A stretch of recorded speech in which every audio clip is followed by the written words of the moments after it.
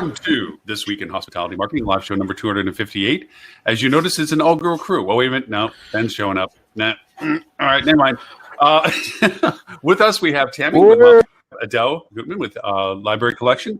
And with us is the elusive, the mysterious, the incredibly gifted, intelligent, and driving force behind Fuel and the Fueligans. Let's let Kavanagh. Oh, wait, Mr. Ben Hanley showed up with 3 and 6. Never mind. Okay, so anyway, Melissa, we have odds as to how many questions you're going to get through on this amazing data that you have of version 7. And to jump into it so we can't interrupt you, we're just going to let you roll, is we're just going to turn the whole dang thing over to you. You tell us to be quiet if we're interrupting, okay? And it's all yours. So Melissa Kavanagh, please share us all this super cool data you have. All right. So our last version of our survey went out on July 9th. We just posted all the results on the website, travel.com, where you can go see that. And wow, have the tides just completely changed. So the last survey we sent out was 3 weeks ago, and everything has gone bonkers since then, pretty much. That's my new scientific term. So we asked a bunch of new questions. We asked about masks. We asked about all kinds of things, and we got answers. So the first thing we did was, as I said, we asked about if a mandatory face mask ordinance will impact travel plans. And then we broke down a lot of the questions based on those answers. So I'm happy to say that when I got the results of this, I so fell more in love with my job than I had before, because on this very show, on this very last show, I had a hypothesis that there were equal amounts of people who would be more likely to travel if there was a face mask ordinance versus not. And lo and behold, the data says that. So we had just under 50% that said face masks didn't matter, not gonna change their decision. And then like 25% each of those who'd be more likely to travel because of an ordinance versus not. So that's what the data says. We also asked if the, oh, go ahead. Oh, I just said, wow. It's like, wow. Yeah. We asked if the increase in COVID cases was impacting vacation plans for 2020. Not surprising. We had almost 63% that said yes, it is impacting. But then you break that down by people who want a mask ordinance, by those who don't want a mask ordinance. 75% impacted by those who prefer a mask ordinance versus 57% that do not want a mask ordinance. So people who are mask-free or want to be mask-free are more willing to go travel in spite of the COVID cases increase. So that was fun. We also asked a new question. This was based on, I think, Lauren, your request last time about the likelihood of taking different types of trips. So we talked about camping or going in an RV, a VRBO versus a professionally managed vacation rental and staying just in a regular old hotel.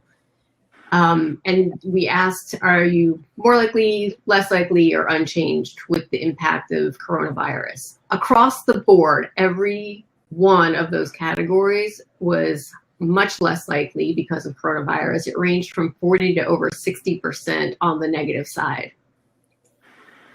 The one that had the most positive uptick was staying in a professionally managed vacation rental. That had a 20% increase in people saying more likely to do this type of vacation. So I thought that was interesting. Just 12% were positive on staying in a hotel. Aside from that, again, we definitely saw some differences of those people who were looking for a mask ordinance versus not. Obviously, people who were not wanting a mask ordinance, more positive on all things. So that was pretty consistent throughout. One of the next big changes was asking about what could persuade you to book a vacation during the outbreak. Now, this is one we've asked on every single round of the survey. So this is number 7. While the top choices have remained steady, that people want flexibility to change without penalty, the number of people saying that they could not be persuaded now for the first time went up. This number has been declining survey after survey after survey. We were down to 16% 3 weeks ago. We're back up to 27% of people who could not be persuaded right now. It's a big jump, which we're back up to probably 4 or 5 versions ago of that survey where that number was that high. No comments from the peanut gallery. I got nothing going on. You know, it really makes a lot of sense. The kinds of vacations that I've seen my friends sharing are, you know, for people who live in New Mexico, going to the desert or something somewhere and being kind of alone. The whole glamping thing. I even saw one friend of mine glamping in Fire Island, which is kind of glamour camping. Everybody's trying to steal the African safari experience and somehow bring it to something within driving distance of places people can drive to. And that sounds wonderful. I've seen people go to wineries, very, very well social distanced outside. That's beautiful. On the other hand, Manhattan had 17% occupancy, a $47 RevPAR last week. There's nobody going for fun right now. Even though our you know, hospitalization and our COVID cases and everything have gone, you know, down 99%. It's just not there yet. Yeah. And well, and I think in certain markets, right, like New York, right, I want to go see a Broadway play. I want to, like, all the things that I just can't do. But I also think, you know, last week we talked about that USA Today article, right, that, you know, 3 people's opinions and they deem that travel is unsafe and don't travel. And I think we're seeing the results of that kind of news media in this survey. I want to travel. I just, you know, I had booked a trip to go to Disneyland, although that obviously had to get pushed back because they're not open. So, but I think we're seeing the news coverage and all the things about the rising cases in markets like Florida and even here in California. And people are getting, you know, the ones that believe it's real are getting leery. And I think your survey is showing those results, unfortunately. Yeah. I think Disney World, though, is open, and I'm really rooting for them, because if they can make a case that it's possible to have an attraction that is well organized and social distance, that would be an amazing case study to show people that if you make responsible choices, maybe you can do it. So I'm wishing for the best. The whole industry needs to have that mindset. I've seen so many people like, oh, they're going to close down, or the media is going to jump on them as soon as there's an outbreak. And we need to root the other way hard and encourage that narrative. Because right now we're fighting several wars right now. One of them we talked about last week is an information war from the mainstream media. And there's no one really standing up other than U.S. travel's beginning to. But I've not really seen any major organizations stand up against what the narrative is being dictated in the media. And we as hospitality professionals that have voices, every one of us, everyone listening, has a role to play in spreading the word that responsible travel is safe. That's the key sentence that everyone needs to believe. And we even had it last week when Holly was on and said, well, travel's not safe. And everyone kind of jumped on her. It's like, we can't be spreading that rhetoric. Because if you behave appropriately, traveling in your vehicle, taking the right precautions, avoiding risky behavior, you're not in any more danger than you are staying at your house and going to your grocery store and going to a local restaurant. So we got to change the zeitgeist that's happening right now. Because if we don't, 2020 is dead. We're completely out of it, because we've got business travel. All of the Fortune 500 companies have said business travel is not returning this year in any meaningful way. We're predicting maybe we're going to be at 15-20% of business travel by Q4. That's catastrophic to a lot of hotels, especially in inner cities. We see that groups are not going to really come back this year. Conventions certainly aren't going to come back this year. High tech, the hospitality convention just canceled for 2020 and is going virtual. So if hospitality conventions aren't coming back, you better believe non-hospitality ones are not. So we can only rely on surviving this year through leisure transient travel. And we're going to have to create new market segments within that, like work from a hotel instead of work at home, and staycation type packages. But we've got to get people traveling. We have to tell them that it's safe, and we have to ensure that it is safe by encouraging people to be responsible when they travel as well. Yeah, and I've also been disappointed to hear, hoteliers say, well, right now the experience doesn't really matter. We're not going to have this, that, the other thing, the other thing, the other thing, and the other thing. We're just that, yeah, all people really want now is a clean room. But if you're going to be a commodity, then you better be the cheapest one with the most space. If there's always going to be somebody else that has twice as big a room at half the price, your reputation, your brand that you've built, and that vision of that experience that's going to be in that hotel is going to be shot. I think that people will make their choice based on the fact that you are enabling them to have experiences in a safe way. Yeah. So, sorry, Lauren, do people think that business travel is going to come back in any kind of meaningful way? And the reason why I asked this question is because I always believed it would. I always believed in the face to face, in the you have a more meaningful business conversation or connection with somebody when you meet face to face.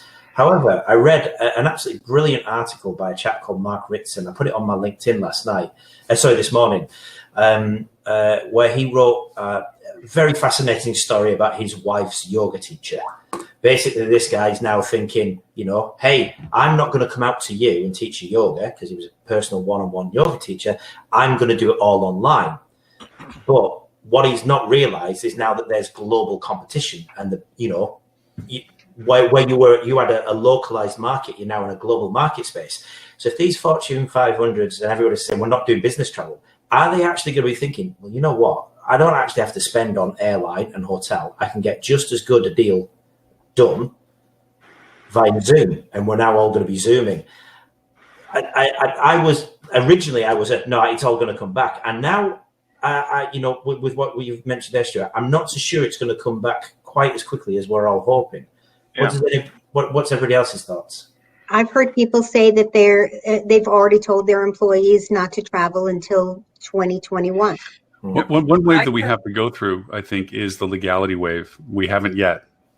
We haven't gone through the obligations of companies asking or mandating or requiring their staff to begin to function in a person-to-person experience with the persistent threat that we're still facing right now, or concern that we're facing right now, I should say.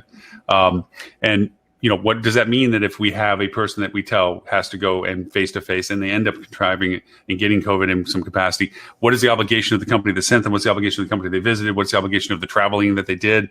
There's no, right now, we're already seeing hotels begin to integrate into their check-in process a release that says, you're not getting it here, or you at least can't tell us you got it here because we're doing all the things we're being told to do and we can't control nature. And so you're getting this in this process, and I'm sure the airlines are soon to follow if they already haven't already, because I haven't flown to see what the disclaimers are anymore. So you're getting the legal wave of this as well. And yeah, to your point, it does open up. This is, from an opportunity point of view, a great thing, because now I can be here and sell somebody in Budapest. Why not? Because I can offer them services that maybe the person locally wasn't able to do. But the personalization, as you refer, is probably gone. I want to bring up an analogy of, and it's weird because I brought it up in a presentation just a couple of days ago, the Civil War. of how technology or circumstance changed, but the strategy didn't. Technology improved by the weapons for the Civil War, way ahead of the strategies that were being used. Men lined up in a straight line and they shot at each other, just like they did before. Well, before, the bullets didn't go very far and they weren't very big, and usually most of the time they hit in trees and not people. Well, the guns got really, really good in comparison by the time of the Civil War. So when the people lined up, they were shooting and maiming and killing a whole lot more people because the technology improved. Well, what we're dealing right now is when we came out of the first wave of this, where we opened back up, we used the same strategies we had. It's like they dusted the thing off and said, okay, we're going back into business again. And a lot of companies came back into market with the same strategy that they went into the problem with. Problem was, we fell flat on our face. We took the demand because it was pent up demand, but there was no real anything other than different about it. And now we're facing this second resentence of business, this concern that the survey is pointing out of people not potentially wanting to travel. But there's no new strategies that are coming to market for most of these businesses. They're just like, well, we don't understand. We're doing everything we did before, and it's not working. It's not producing what it should produce from what they think it is. So our strategies need to change going into what we're doing right now. As you pointed out, Stuart, we have to rely on certain sources of business. And so our messaging, our content, our methodologies all have to change towards leaning into that and just put the other stuff on the shelf for right now. Not ignore it, but it's not something that we need to be spending a vast amount of money towards because the productivity is not there. It's hard to do when you have a hotel that, the finances are done in such a way that it's built to have 92% occupancy at $375 average rate, and it just can't manage on 17% occupancy at $125 average rate. It's just a money losing proposition. It's better to just close it, hold out, or become a resident, Well, that's the nature of competition, and that's the nature of business and changing markets now, isn't it? We have got a completely different marketplace, and we're already seeing it. There are businesses that are closing out in many industries, not just the hospitality industry. There are going to be hotels that are going to close. That is a fact, and it's a very sad and horrible and terrible fact for our industry. One that I am incredibly passionate about. But on the flip side of that, you're also going to have less hotels competing in that pool now. So in itself, it's almost like a natural balance, a natural order. It's going to correct itself. The hotels that cannot make a business model out of this are going to struggle and are either going to shut up or close or sell and come back again in the future at some point when it's better. But the ones that can make it work, they're the ones that are going to survive. It's the ones that are going to come out of this and have a much bigger market share than they would have done previously. I've read so many things that saying the worst time to build a business, to start a business, is during a recession or during a financial crisis. And Ben and I have taken that completely to heart and gone out and set up a business in a recession and a crisis. That's it. Because the flip side of that is some of the best run companies out there are the ones that were set up in 2008. Some of the biggest, highest valued companies out there were ones that have been created lean and can survive anything. So there is going to be a natural selection to this. You've just got to hope that you're not one of the ones that has been naturally cut, and that survival of the fittest to coin that phrase. The things that pop up during recessions and times of famine rather than feast, you're already running lean. Because you don't have anything to spend apart from your crippling Diet Coke addiction. Like, our running costs are quite low, whereas compared to some other. I've moved to other more popular brands as well. Other brands are available. But compared to some of the other agencies and other companies out there who may be carrying more, who may be more abundant in terms of staff because they're still trailing on when times were good. Yeah. And that's going to translate to hotels as well. If you don't have running costs and you're sort of just in a holding pattern until things get better, then I think there's wins to be had. Yeah, and Lily's not on the show, but she's talked about this a lot recently in her presentations about understanding what your fixed costs are and then what your costs are as you scale up. Everyone has to go through that exercise and plan for the worst. And I just see as I'm citing the ghosts of shows past, Tim has a really good thought exercise that he uses in life in general, and I've started adopting, and I think it's really good. He plays a wager game. So he tries to place a bet on what he thinks, because nothing's absolute, right? So Trish, you asked the question, is business travel ever going to come back? Well, in 1,000 years from now, it's probably going to be back and higher than it ever was, right? But a year from now, 2 years from now, what would you bet? What would you be willing to bet that business travel is going to be back in a meaningful way in 2020? I wouldn't bet Diet Pepsi Max. This is my wager. It's unopened. You're okay. Right. So, but would you bet by the end of 2021 it's going to be back to 50%? Probably. So I think you've got to kind of hedge a little bit and say, okay, the reality is probably that business travel is going to be marginal in the rest of this year.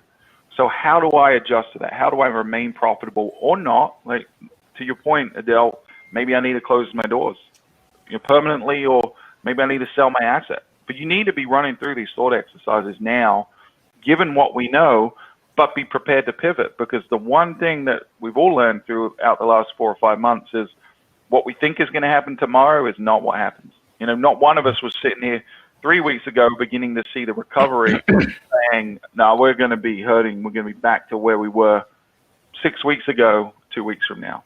So there's so much uncertainty. All you can do is sort of make your best guess of the future and then prepare for the worst and hope for the best. But you've got to have a strategy, because without having a strategy, you're screwed, and you're going to be one of the ones that don't survive.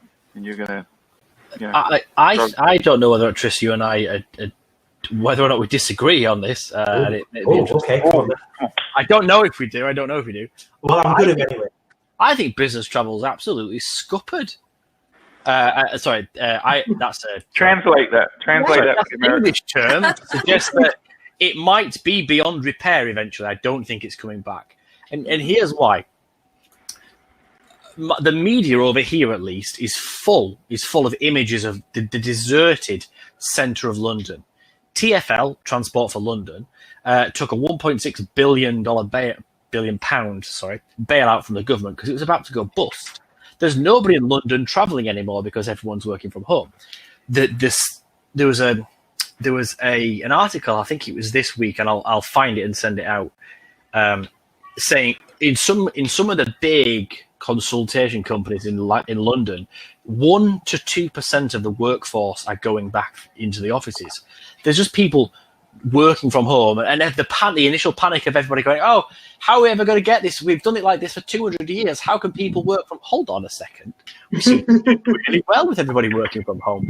I don't need to spend $500,000 a month in this city centre location. And I think as they realise those cost savings as the months tick on and on and on, coming out of this, that the money in the bank is going to be incredibly useful. I don't think there's going to be the push to go back into the office with people.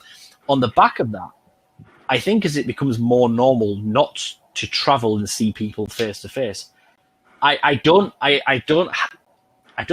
not to be overly negative about this here, but I just don't see a reason. I think eventually the whole, it's nice to shake someone's hand. Hold on, put your pen down. Yeah, put your pen down. Disagree there. I'm not finished yet. Pop that. No, they don't work. They don't know. No. I think eventually people get used to just it not happening, whether or not it'll be a short or a medium term thing. There's such a thing as sort of being all zoomed out. But I think on the back of the working from home being such a success and companies not losing money, everyone, other than people who think, I could give my expense account a bit of a kick in here and take a jolly down to London, I don't think we're going to see it come back. Tris, what do you think? Well, Ben, I'm glad you asked. I think you're perhaps mixing two different types of things there. Cost-saving exercises from a business that no longer needs an operating centre to put people in who are going to sit by the photocopier or the water cooler and gossip for half of their. Which is still a noble profession, Tris. It is indeed. I think we managed to do that very well in our last job. But I think you're mixing that with new business and sales. I still think the element of face to face from a business point of view will diminish, perhaps, yes, but I don't think it'll ever die. Hang on, put your pen down. My turn. I have the microphone. So I wonder if there is an opportunity here, because if we've no longer got city centres full of businesses and people going there, and everybody's distributed across the country because we're all working from home, we're then going to need places for us to meet face to face to do business. Where better than to do that than in a hotel? There you go, everybody. I've just top tipped by Tristan Heaword. But then, I believe you may have a counter. Good point. No, don't feed him, Adele. Don't. I like that idea. Yes. You know what? You know what? There is an energy that you get from working. I won't say shoulder to shoulder, but in the same physical vicinity with a team of people, and can come together, and one person says something that sparks somebody else's imagination, and there you go. And I think that, especially when you have entry-level people coming into the workforce, it is a better environment for them to learn and grow when they have physical proximity to the people who are mentoring. Mm-hmm. Yeah, I think. Go ahead, Stuart. After Go ahead. you. Okay. All right. What I was going to say, I think you're still going to have trainings, right? People, coming together for a training. My team is entirely remote. We get together usually at least once a year. I think that kind of stuff's going to come back. Conferences, we talked about high tech going virtual this year. I don't believe it will be virtual forever. So you're going to have some travel. Will it be back? Will business travel be back to the same level it was in November, December, January? Probably not even in 2021, right? But I think it's coming back. But I don't think it's going to start to really come back till we have a vaccine or till we have something.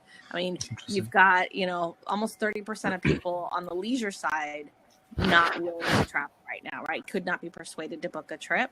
To Lauren's point on legalities, I've talked to several business CEOs that are just like, we're not taking the risk. We're not sending people to travel right now. I think once we have a vaccine, once we get this under control, it'll start to come back. So I disagree slightly with you, Ben, but I don't think it's going to come back to where it is today, because you're still going to have needs for travel. You're still going to have needs on the sales side to go meet clients. You're still going to have needs for conferences and that get together. And I'm sorry, I love y'all, but hanging out in person is so much better than the Zooms. Okay. Ben, we're gagging up on you now, buddy. Not for the first time, buddy. I've taken bigger fish. So, question, Tris, for yourself. When we ran the digital marketing team at Pegasus for nearly 5 years, how many of our clients did we meet in person to close? I would say all of them. What would you really say, Tristan? Okay, what would I really say? No, I take the point, but we did travel to visit clients on a regular basis, and the amount of times that we came back with more business from those face-to-face visits, because you managed to carve out that, were very, very high. I think we always spoke about this, how the cost of our visit going over the Atlantic, we were net positive coming back on the journey home than we were for the overall cost of the trip. But for the sales side of things and the getting the clients through the doors, let's look at the situation we're in now with the new swathe of sales that we're going out for. How many of our clients are we going to meet before signing them? One. I am going next week. I forgot to tell you about that one. So one, I take the point. My point we being, are in the middle of a pandemic. My point being here is, I think we're going to move on from that. I think when I say business travel, Tammie, what I probably should have said is regular business travel as it was pre-COVID. But that's a bit of a mouthful. Oh, now you're changing your argument. No. Okay. Because the whole time you were down this business travel's not coming. Business travel's never going to exist ever again. No one is ever going to travel any time ever again for business. Not one person is ever going to travel. Says the man from Papua New Guinea. But everyone else has been saying, well, some people will travel for some reasons. It won't be as high as it was. So, what I'll do is I'll listen back to the webinar. Yeah. That's what we all heard.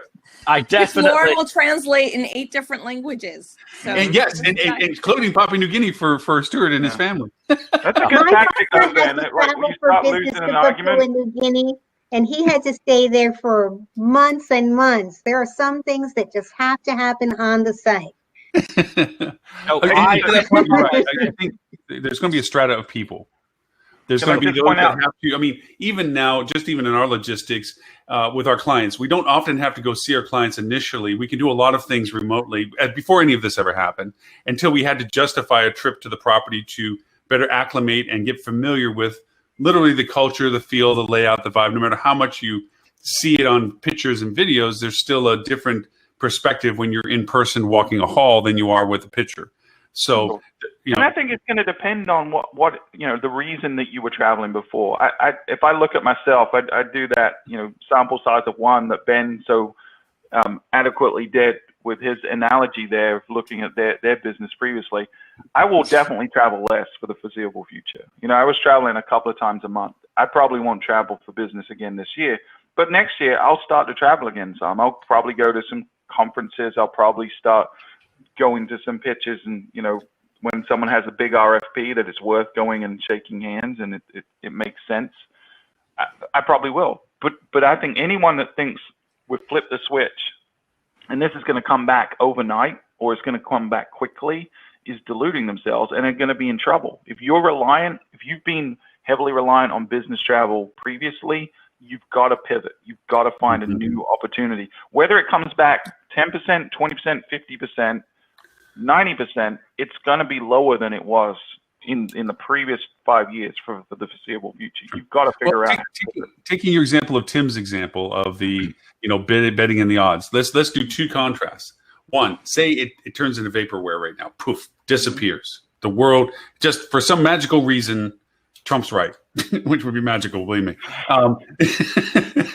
So say Ben's using Trump's argument method of where he argues a point until he and then realizes changes. he's Yeah, wrong, he's and then through says, I never said that. stand That's not what I I said. stand by what I said.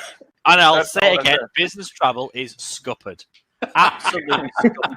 And when you Scuppered. type I have to write the that show notes down. for it, I'd like it in bold, please. So say for this, okay. The scar is still there. There's still the apprehension, the reservation, the concern, the damage. And it's going to take whatever time that is, if even that happened.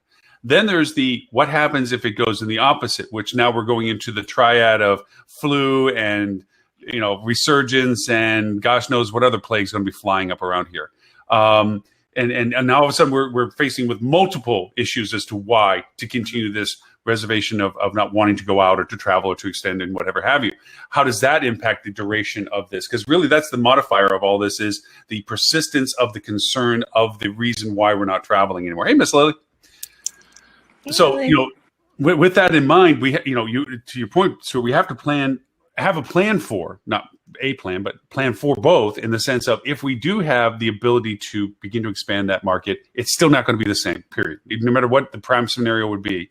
And the other is that if it has a duration of delay, even more so, that you literally, like when somebody loses one of their senses, the other senses have to get heightened.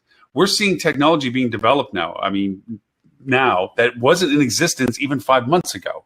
And I can only imagine that's going to continue to accelerate and expand as we get Zoom fatigue and whatever terms we come up with on this. We might go into 360 videos these days, or we might have, Second Life. Remember the old Second Life platform, which was really dorky, but, who knows? Maybe there's going to be this virtual engagement that we start creating in another virtual world and whatever. Who knows where all's going to come out of this? But the idea is that it's going to have, Ben has an idea.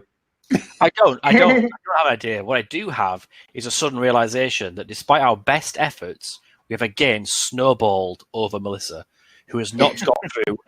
She got 6 of them out. She got 6. I'm trying to keep it all. I did the under 7. I'm Just trying shut to keep myself up. All right.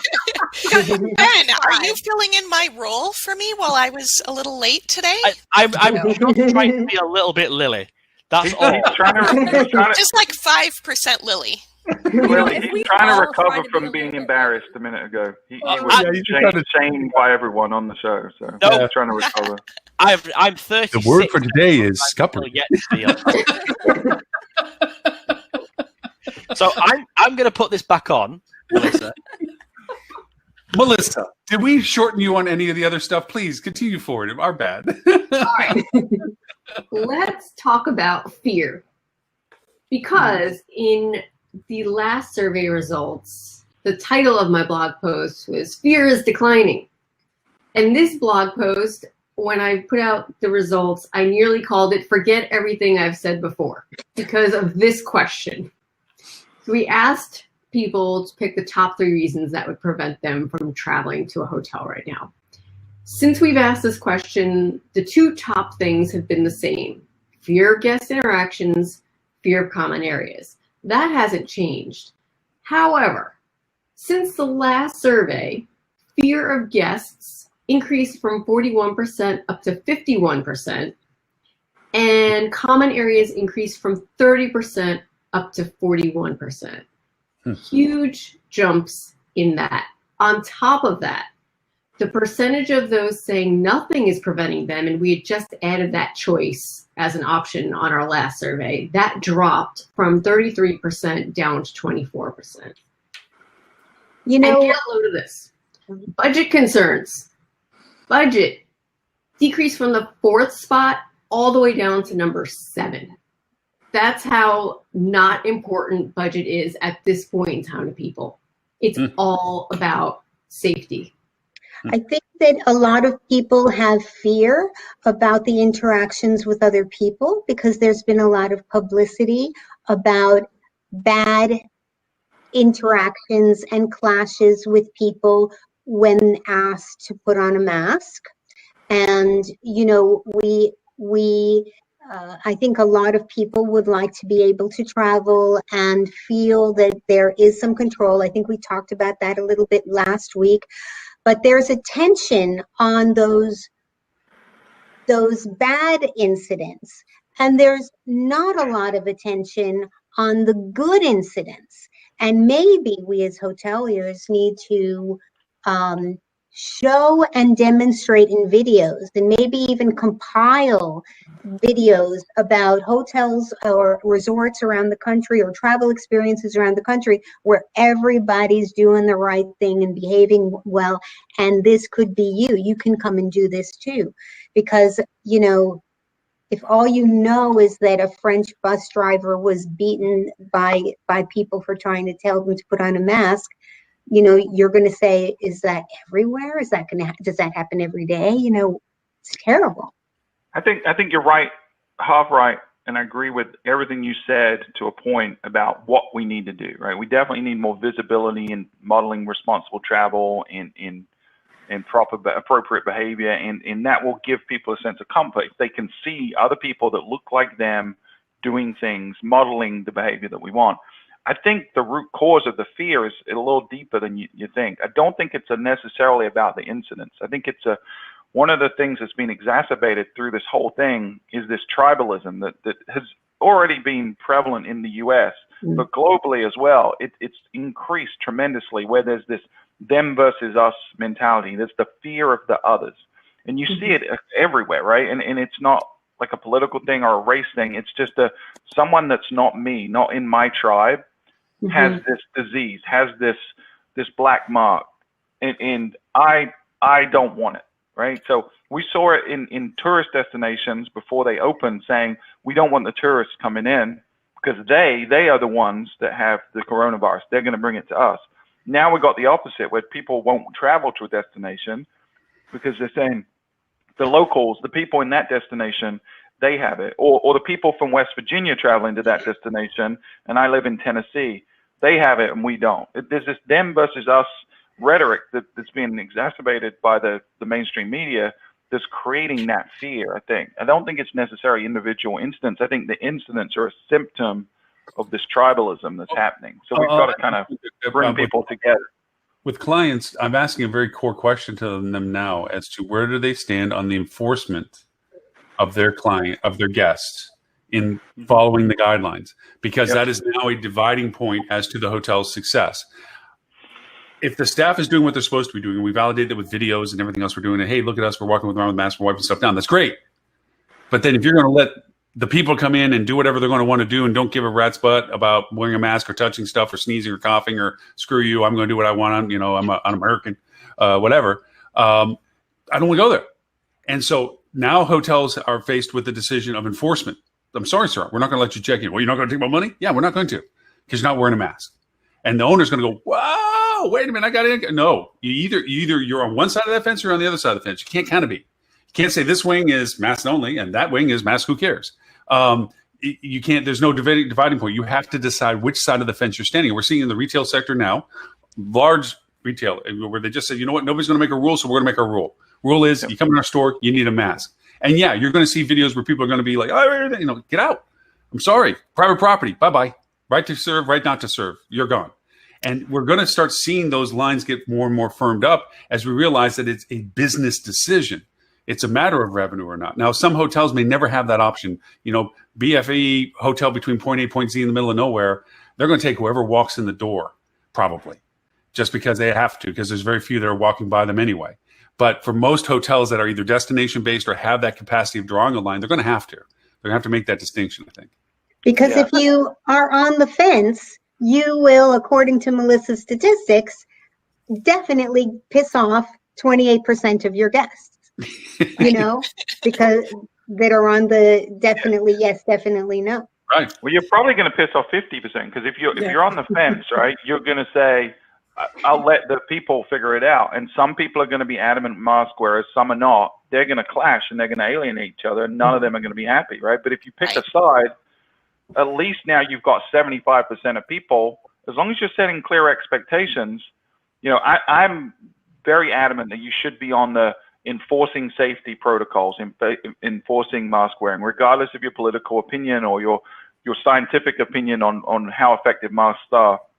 It's better for travel in the hospitality industry at large, in your business in the long term, for you to protect your guests, right? That's the right side to fall on in hospitality. But that means that if the majority of people are going to go that way, which I think they will, there is going to be an opportunity on the other side to be like, screw it, we're going to have, everyone can do whatever they want here. And a certain element will gravitate towards them, but they're going to be scrutinized heavily. They're going to have massive outbreaks, and they're going to lose their long-term business effectiveness. So I really feel like I wish the big organizations, the HSMEIs, the AHLAs, the AHOAs, were really taking a stand on this and saying, hospitality, we need to get behind safety. And the biggest thing right now is let's have people visit responsibly, wear a mask, socially distance, and let's set expectations. Here's a playbook. Here's how you communicate to the guests so you don't have those ugly scenes at check-in. Every guest walking in knows what the expectations are before they arrive. If you do it the right way, you avoid confrontation. You piss some people off, but you save the industry. It's kind of like, we're in an existential battle right now. It's kind of like the police saying a stop sign is a slow to optional pace. Maybe if you want to, if nobody's there, go through it anyway. That's what we're facing right now, is this ambiguity as to enforcement.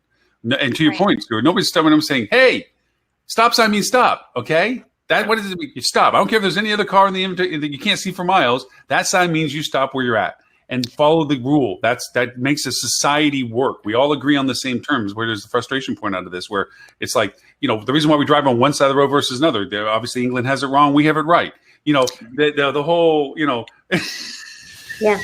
Deep breath. And the bad behavior in Florida not only hurts the travel business in Florida, but it hurts the travel business in New York because we don't get to have the people from Florida come visit. Yep. And it also hurts the people in the Aria Hotel Budapest because they don't get to get Americans to come visit because nobody wants, germy Americans to come. I think the closest comparison that we can really make here is, in terms of the ambiguity, is smoking. Remember when we had smoking and non-smoking sections in a restaurant? If you sat in the non-smoking section, were you affected? You bet. Yes. Oh, yeah. Because smoke did not pay attention to whether or not it was supposed to be on this side or that side. So it's kind of the same thing. And I mean, even in hotels where you've got your own personal room, there were hotels that would have smoking and non-smoking rooms. And still, as a guest, I didn't want to stay there being a non-smoker because I would walk through the hallways and smell cigarette smoke everywhere I went, no matter what. So it's like that. It really permeates everything. You can't do partial here and partial there. You have to go both ways. And while I agree with Stuart, I mean, somebody could look at this data and statistically say, because you've done this nice breakdown of whether or not the reported increase is going to impact your vacation plans, and then those who want to wear masks and those who don't want to wear masks. So those who want to not have masks mandated are actually less likely to cancel their trips in the case of a spike. So technically the data could support a don't mandate masks if you're just desperate for last minute business. But you're also then dealing with very short-sighted. Yeah. So, then you're losing all of the business past 90 days. So that I think is really the line in the sand that people need to choose. And it's like an early bird special. Once you start it, you can't stop it. So once you get it, it's going to be really hard to get off of that train. Do you want to be known as the angry, rebellious hotel for the rest of your life, or the hotel where people can come relax? Yeah. And the hotel where your employees got sick. Right. Yeah. There's that whole legality thing again. What are you exposing your employees to if you're not mandating that for your guests? Yeah. Opening up a whole stuff. Tammy keeps throwing out some cool stuff, by the way, in the chat for people. Just so you know, she's throwing out some neat stuff. We're just not talking about it, which is weird. I designate Tammy as the official secretary of the line. When I refer to the road driving situation, we drive on the right side, and the opposite of right is what? I'm sorry. Oh yeah, wrong. Yeah. Okay. So. I'm pretty sure we established left side before America decided. Oh no! Don't you start giving it we, Stuart. Now, don't start giving it we. Stuart, you're not one of us. You're one of them. You talk about us and them. This is the tribalism I was talking about. This is the secret reason behind the revolution. It wasn't about tea. It was about which side of the road we wanted. Yeah, which side of the road do you run on? Never mind, there weren't cars. And whether you get scuppered or not. If you get scuppered, you're out. It's done, mate. I learned what donkey years was. What was that? A week ago, Stuart? Oh yeah, throughout donkey's years. She's like, is that like dog years? I'm like, no, it just means a very long time. That's funny. I mean, every now and again, I'm reminded of the differences in language. Like it's massive. I told one of my team I had a dicky tummy once, and they laughed for about 40 minutes. And I was like, guys, it does not mean what I think you think it means. Yeah. It means I'm a little under the weather. I'm glad you explained that, because I'm thinking what you think it means. If you say you got like oh man, this is probably the furthest we've ever strayed from hospitality on this show. But we've taken some tangents. Yeah. Like if you say you have a dicky elbow, it means you have like a sore elbow or an upset tummy, or like your body part hurts. Like, I've got a dicky leg. It means my leg aches. Yeah. It's not like really bad. It's like a little. Yeah, it's like more of an inconvenience. Yeah. But I told it to my team, and I just lost the meeting. I was like, right, okay, we'll just pick this up tomorrow, guys. We ended up actually having a shared Google Doc, which is a translation doc of what we said and what we meant. That might be something that you want to publish as a service, Ben. Translations of conversations when speaking with somebody from the island. So Melissa. Yes, I have. This is one stat that just blew my mind. Still on the same question. This has my head spinning so fast I cannot put it back together. So, breaking down the masks versus non-mask people. Those who prefer a mask voted 65% fear of other guests. Makes total sense. Makes a lot of sense. They would have more fear. But 43% of those preferring no masks still had fear of other guests. How can you not want a mask and say that fear of guests is your top concern? Because they're more scared of the masks than they are of people. Don't apply. Well, people are a little bit, veering way off. First of all, anytime we're under this much stress, there's going to be a lot of irrationality, conflicting emotions that are coming in. What they're really saying is they don't want to have to wear a mask. What they want the requirement to be is everyone should wear a mask but me. Right. That they don't want the inconvenience. And so, anytime we see this kind of irrationality and mixed messages come in, it just causes that type of division. And it's the natural fight or flight response that people are having right now. And everybody's living out of that sort of amygdala lizard brain kind of area where everything is about safety. And some people translate to wear masks as not safe because I don't know if you remember an old movie called The Gods Must Be Crazy. My wife refers to it quite regularly when it comes to this, that the gods must be crazy. There are a couple of possible positives, as horrid as all this is, for people that have suffered through it and have lost from it and everything else. I'm not trying to take anything away from that, but the idea of this community, or that we're part of a community, is being reemphasized perpetually in our day-to-day lives. You know, hey, look, we're doing this for the benefit of everyone, not just ourselves, whether we're sick or not. This is something smarter to do. Also, too, we have as a culture over the past few years have created this, self-centric world. We, as you say, self-entitled, everybody else should be doing what needs to be done to protect me. I don't have to do that for them. And possibly based on the duration of what we're going to go through in this, example of how we relax the rules and look what happened, kind of mentality, that we might begin to get that uncommon common sense back into some of our dialogue of people that go, hey, you know what? I'm not sick, but maybe wearing a mask does help somebody that they don't. Then maybe somewhere along this, there will be somebody that begins to really realize. I mean, you see this in examples they throw out into the news media already. People that are like, this is hoax, this and this, and all of a sudden somebody in their family, it hits them, and then poof, oh, wait a minute, whoa, this is real. Now, maybe not enough of that, and I'm certainly not wishing ill on anybody for that to be the exposure value, but maybe the realization that it has a tangible reality to it, and not just a fictional, whatever the terminology, fake news or public or whatever they say it is, that there is a reality to all this. That's why we're doing what we're doing to prevent it from spreading. Bless your heart, Lauren. You live in some kind of utopian la la land. Don't you feel better, warm and fuzzy? Want some hot chocolate now? Come on. I wish that were the case, but I don't see any evidence that is the case. In fact, I see it going the opposite way. Come on. Unicorns and rainbows. More separated, more tribal. Yeah, I think there's always this initial push, right? All of a sudden, crisis, come together, and then it starts to dissipate over time, right? Because nobody's psyche is built to withstand this kind of stress for 4 months without a break. Yeah. Nobody's psyche is built to do that. And so unless people are doing like deep emotional therapeutic work right now, or have, really good tools already in place to take care of it. Or alcohol. Well, yeah, on a side note, that does remind me, I was talking with somebody from Stuart's home country of South Africa. And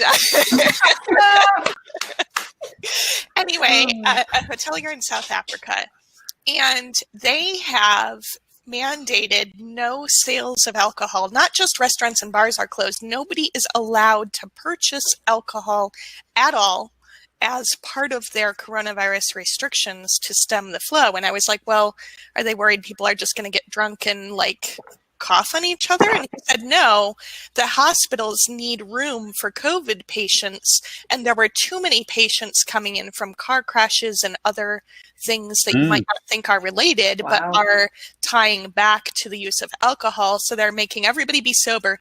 And they actually, although I don't see the tie-in for this one necessarily, they also outlawed the sale of cigarettes in March.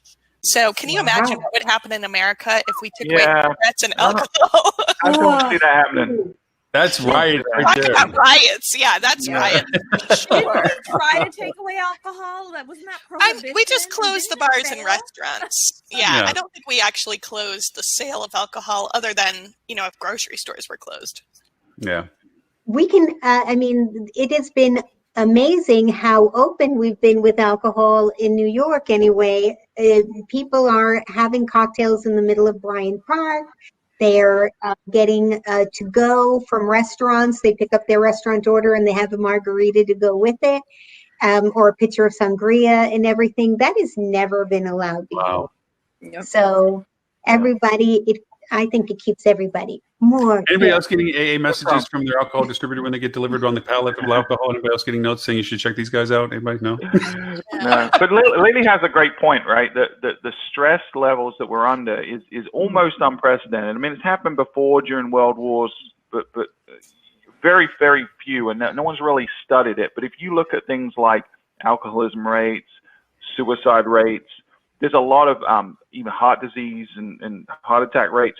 Everything is going through the roof this year, and it's not something that people are really talking about. But there's all symptomatic of what Lily's talking about, which is we aren't emotionally sophisticated enough in general. Most of us are not. I certainly am not, to really understand what is going on, why our brain's reacting the way it is, and why we're having this emotional reaction to something like face mask, which on the surface seems very logical. And to people that are on one side of that argument, they're like, I don't get it. I fundamentally don't understand the other side. And the other side's like, I fundamentally don't understand why they don't understand me. And it's emotional, very like deep level thing that humans aren't really capable of discerning without some deep psychological like some kind of intervention from a professional that can really unpack it and explain it to people. So to solve that problem, to solve the fact that we're all pent up, travel is a great solution, right? Travel is something that frees the spirit. And so we need to look at opportunities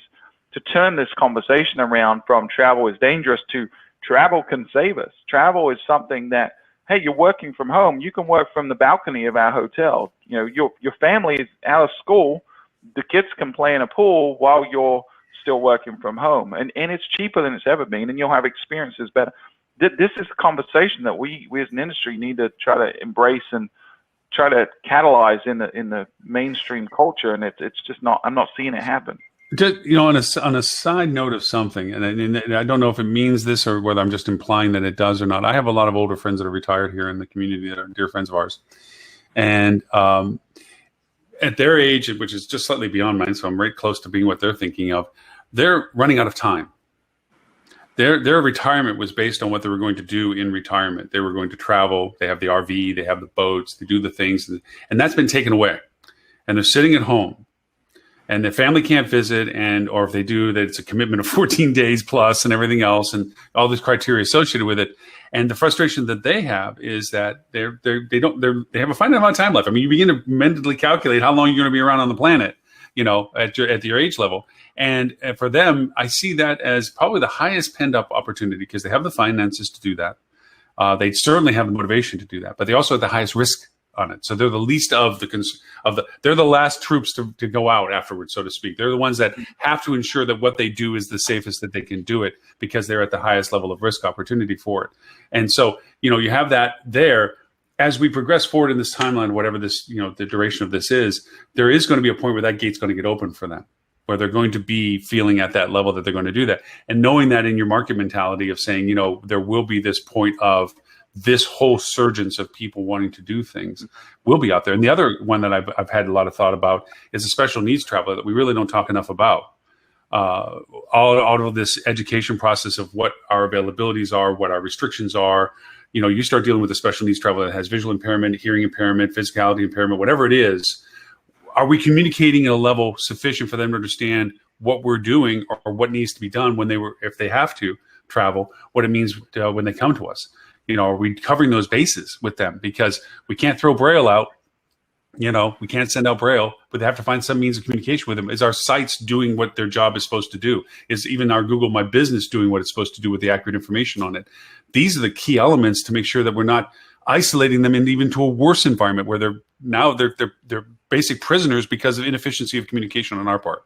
So again, it's one of my little wow. I want to take what you said and take it in a slightly different direction because I think you're touching on a really big opportunity for hoteliers and hotel marketers right now, right? So people with disabilities, with special needs, they have communities, and they're very tight-knit communities. In you know, word of mouth is always the best form of advertising, right? So if you're someone that is sitting there scratching your head saying, all right, I don't have business travel, I don't have group travel anytime soon, and I'm looking for new opportunities to target new audiences, try to figure out how can you cater to specific groups of people. Maybe it's, you know, you become an autism-friendly establishment by training your staff and getting certified and putting in facilities that are going to be catered to folks that have autism, or maybe it's visually impaired, or maybe it's other disabilities. But figure out something that you care about deeply, that you're passionate about, that you can provide for, and then go hard, lean into that. Like, have that be a differentiator, because one of the things, you know, our hometown, Myrtle Beach, in some of the local cities, municipalities like Surfside Beach, became an autism-friendly designated destination. It was an independent verified, and we started seeing these communities showing up. And not only were they showing up, but they were really appreciative that people were really taking care of them and then they spread that like wildfire within their community, which is tight knit. And it was a flywheel effect. You started seeing more people come in, and then they spread it to more people, and then they spread it to more people. So this is how granular and surgical you have to start thinking with marketing. We can't just turn on our campaigns and say, we'll grab the demand that's there, because the demand isn't there. And there's more supply than there is demand right now. So you've got to go out and find and create demand. I think one of the opportunities there is for targeting folks with special needs. And it doesn't have completely agree. Any kind of special needs, especially when you deal with things like, for those that need refrigeration for diabetes medication, for those that need special rooms because of assistance or first floor levels. And, how do you convince and, you need to convince and let people understand that you are wearing masks, you are creating protocols, you are doing cleanliness. Yeah. I told you about a really cool app that was developed by IBM where it's somebody's on call that if somebody with visual impairment, for instance, is trying to look at something, they literally can hit a button on their phone, this app, and it'll pop up, and whoever's available takes it, and the visually impaired person is pointing it towards someone saying, what am I looking at, or what is this? And the person on the phone will go actually, will go over and say, you're looking at a doorway that has 2 stairs before it or whatever. And just that immediate help, that kind of like immediate help. And I'm thinking, how can that get translated to a hotel? Can we tell people, like, if you come to the hotel, we're going to give you a direct link to us at the front desk, that if you're wanting to look, so you don't understand what you're looking at, or you're at a place you don't know, or you've disoriented or whatever, that you can do this, and we're going to be able to look through your phone and say, oh, you're on the 2nd floor by the stairwell. You need to turn around and go 2 doors back, whatever. I mean, like I said, we're in a new world right now. This is some cool things to think about. Like, is there ways to do that, Because you think about all these people pandemic to get us thinking like this. It shouldn't take the pandemic to get us trying to be more inclusive. No, I agree. But I mean, over the last few years, it became vogue, didn't it, for hotels to now give you a phone in your room. Oh, take this phone and use it to explore New York, or use it to call numbers. I've got my own phone, dude. I don't need to carry another phone around. But that could be a really inclusive and useful app. I wish Tris was here. I wish he had to drop off for a sales call abruptly, but he can speak about on a personal level how family members with disabilities. And I don't know whether or not he'd be. I don't know whether or not he'd agree that in every instance people with disabilities have communities that they're members of. I think in some instances, certain levels of disability can leave people ostracized and more difficult to connect with. And I know certainly in the case that I'm thinking about, obviously I have to be respectful to Tris's privacy here. I think the situation that he's in, I think going to a hotel and exposing a family member to even an increment more risk through COVID just isn't something that he'd entertain. And I think that'd be the same for a lot of people, particularly parents. But I'm not trying to poo-poo the idea of going into and being smart, not exploitative, but sort of nicely exploitative, of going for sort of the underrepresented guests. I think that's still a great idea, but I think you'd have to be sensitive as to how you did it and recognize that not everyone is going to want to take that risk in those kind of groups. Well, to Stuart's point, I mean, right now we see the same thing we hear in all these webinars, we hear in all these reports that people are just splurting out everywhere. Transient's the only thing. Drive markets. I mean, so basically, if you're in a hunting group, it's like, okay, there's a bunch of deer. The only thing we can hunt is deer. So everybody's running off with deer, and you're going, hey, look at these squirrel over here. It's like, wait a minute, there's other stuff, and because everybody's going after the same market, the only differentiation we have in our own markets right now are those that are actually doing it and those that don't even have a clue or not doing it or have the capacity, like brand hotels with their hands tied, their legs tied, they're blindfolded. They can't do half of what they need to do for themselves because they don't have the support from the brand to actually get it done.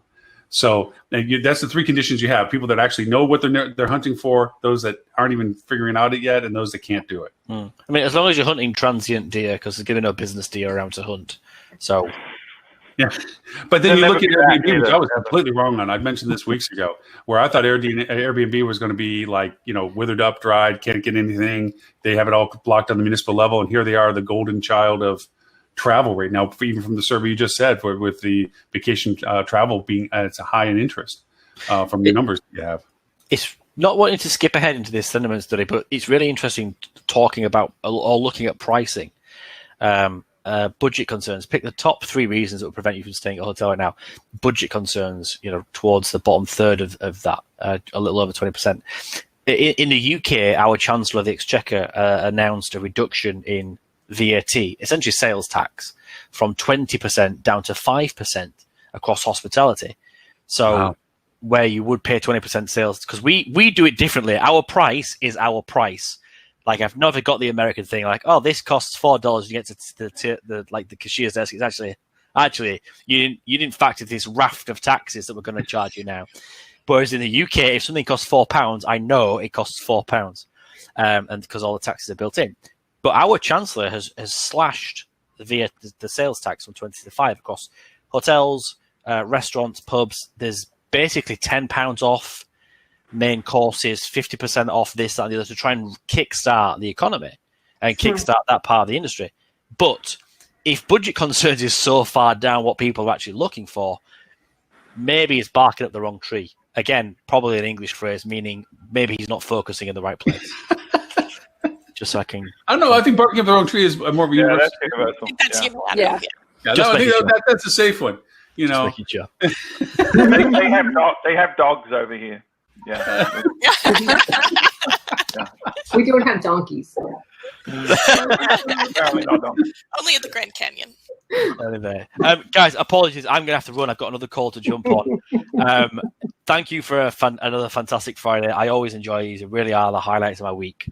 Arguing with Ed, and who's not here, who's here, but not actually going to be here before. Yeah, he didn't show up to no, he's here. He's in. He's just basically creeping. Yes. Oh, is he? Yeah, is he just hiding? Nothing new there. Yeah, that's true. Yeah. But Ben, hey, listen, thanks for making it in. And then also say thanks to Tris as well. Be good to see you guys again as always. And if they want to know about 3 and 6, 3 and 6, the agency, digital without dishonesty. Not that I'm suggesting other digital agencies are dishonest, but some of them are. No. None on this call. That's just crazy talk. Not perish the thought of anybody on this call at all.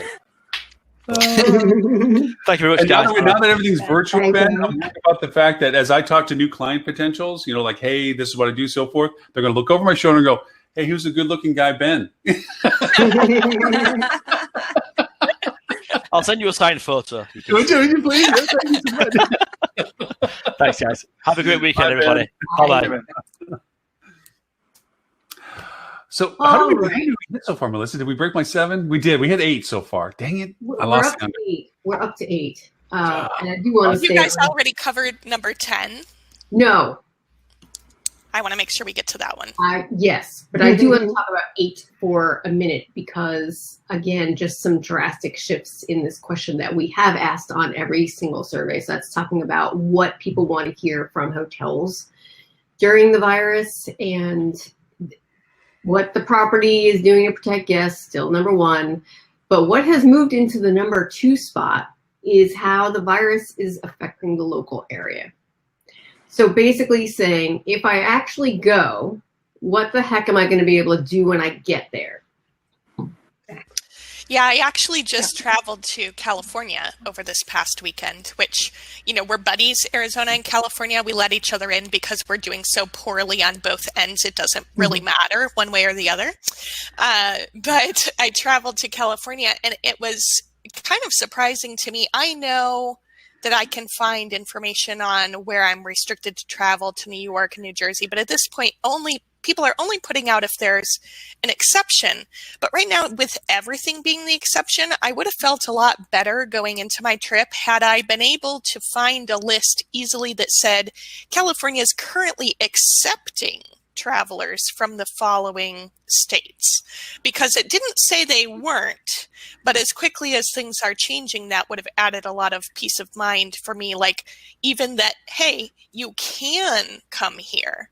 And so I think that's kind of something interesting to explore as well in the way that we're messaging out, like what is possible, not just where there are restrictions, because for all I know, those just haven't been updated yet. And in theory, that could go the same way the other way around. But in my brain, I feel more confident that, I'll be fine if it says I could come.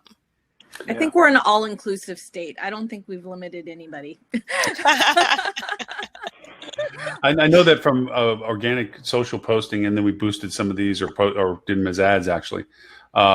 We've been identifying, I've had a client in Indianapolis in particular, go out and keep in contact with all of the local restaurants for two reasons. One, to see what incentives we can create in collaboration. Two, to share what they're doing from a meal period point of view. What are they serving by meal periods? How are they serving it? What restrictions do they have for seating versus do they deliver? Do they pick up? Do they bring it to the restaurant, or where you have to pick up?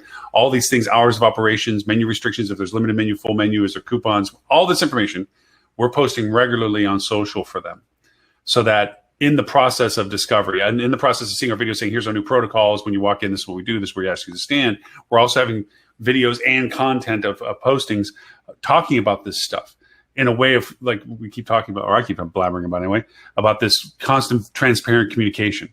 This is what to expect when you're with us. This is what's open. And we've now just started in the third phase of this, adding what's actually open. Like, okay, zoo's open, but unless you're a member, you can't get in. So don't plan on going to the zoo. And then over here, the Child's Museum, you have to have reservations. So before you make sure you're here, just like a spa used to be, make sure you have your reservations set so that when you get here, you know that you're able to get to the Children's Museum, because without it, you're not going to be able to get in. You just can't show up. So we're trying to communicate those things now as a third level of dialogue with them, so that they can not only know what we're doing, what we have available, what our protocols are, but also what's around, what's available to them, what they should be considered, to know that they can get to, even if it's a Cracker Barrel or a KFC. All of that's included. And then the third is what actually is happening around us that they can still contribute to. So, yeah, Lauren, what are you doing to make sure that as things change? Like, let me give you a prime example. On Monday, Santa Clara County, where I lived, opened up gyms, except you couldn't do anything that was cardio, so no treadmills, no like rowers or exercise bikes, but the gyms opened up, hairdressers, oh my God, salons. Oh, and then the governor Monday afternoon said, nope, anybody on the watch list, and we weren't, but we were as of Wednesday. So literally my hair salon was open for 2 days. The nail, so and then had to shut down. And in addition, so I have a mall that I can walk to. It's a good 25, 30-minute walk, but that I can walk to from my house, one of the biggest malls up here in the Bay Area.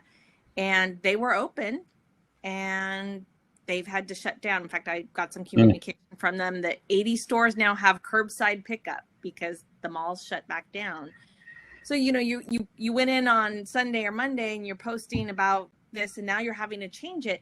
How are we changing in a way? And I'm asking the question, right? I mean, we're doing the same thing. You're constantly updating your website, but how do you make sure that the guests are getting accurate information that's up to date, right? That's and I mean, I know some of the things we're doing too, but kind of curious from your. Yeah, no, we actually have we pre-planned this, and we actually have, and I'm not trying to be coy about this. We actually have 3 responses to that. One is the people that haven't engaged with us, that haven't made a reservation or anything, so we don't have a direct communication capability with them. 2, that we actually have a reservation with. And the third is we're trying to introduce SMS messaging through ManyChat on our Facebook, which allows them to communicate with us, and we communicate with people via level 1, level 2 dialogue on Facebook, so that they have an open channel with us regardless. That's a slow process because it's been just started, so we don't know how effective it's right now. We're getting people signed up and things, but that's about it. But when it comes to the property is responsible. First off, the property's engagement locally is responsible, and they've created a community out of this. The restaurants are calling them with any changes to their menu, calling them with any changes to their hours. Now, we haven't experienced anything that got shut down immediately, but should that be the case, we discussed, first we would do the reservations that are coming in. We'd send them a notification via email that this has changed. If you were planning this, you need to consider that if you need to cancel because of what we understand, we'll cancel for you, whatever, but this has changed. That hasn't happened to us yet, but that's how we'd handle that. For our general communication, should it change, we would make that immediate announcement because we feel comfortable that the dialogue we have with everybody, they're going to tell us like, hey, I just got shut down. I can't, and so we go and literally post saying, guys, we just found out that, Judy's hair salon shut down because of the rules that changed. So, we make that announcement to it. So we figure we have it kind of covered. I'm sure always something can fall through the crack, but we figured we have the direct response, the general response, and then the continued conversation if people engage with us at that level. So, That's awesome. And I think that's an important note for everybody that's listening to us, right? There's the communication that you throw out on your website or you just kind of to the world, but you also need to be communicating to those guests that have booked their reservations as things change, and and especially major changes to what they expect. Florida Beach is closing for 4th of July and all of those kinds of things, to make sure that our consumers that are coming to stay with us understand and have the right level set expectation, because that's, I think, going to help travel overall as well, right? The more we can communicate the good things and what they can do and what's happening and local, and even as things change and as restrictions start to come in place, the more we can communicate to our guests, the better off we're all going to be in the long run. And it's important to communicate that this is what we have right now and that the government can change it at any time. Yeah. Well, we had one false start where they were thinking about opening up the pools. The pools right now in the hotels are closed. In Indianapolis in particular. And there was a rumor that they were going to ease that up. So we got a lot of people calling saying, hey, is your pool open? And we had not only told them on the phone, no, but we also posted again, hey guys, there's been some dialogue that there was some possibility of our pool opening. Right now, there's been no official change yet. So if that is influencing your travel decisions, right now we can't change our status. Right now our pool is still closed. So what are they going to get on board, these brands, and allow their hotels to communicate stuff like this in advance to their travelers? I understand. Such a disservice. I mean, that is such a disincentive.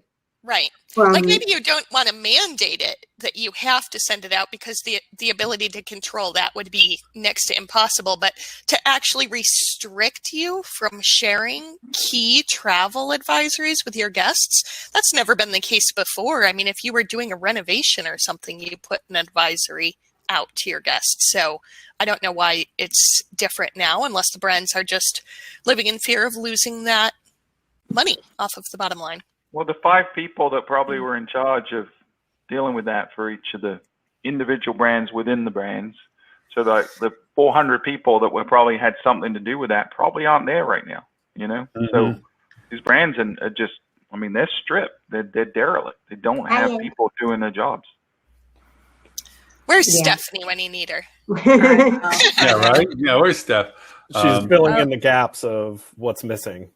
Every hotel should have their own website where they can communicate everything very richly and expressively to do the best job with connecting the guests or the prospective guests with the experience that they're going to have on site. And it's just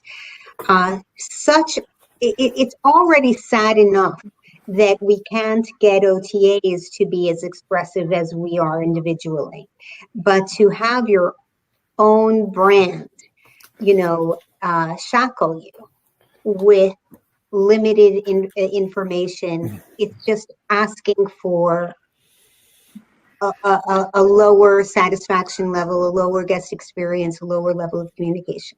This will probably be one of the studies, however time from now, years, months, whatever from now, as to how this impacted brand relationships, the future of brand, the value of brand, and also a lot of other studies that have come out of this as to social behavior variances and everything else. Of course, we know this is going to be a source of topic for many years to come.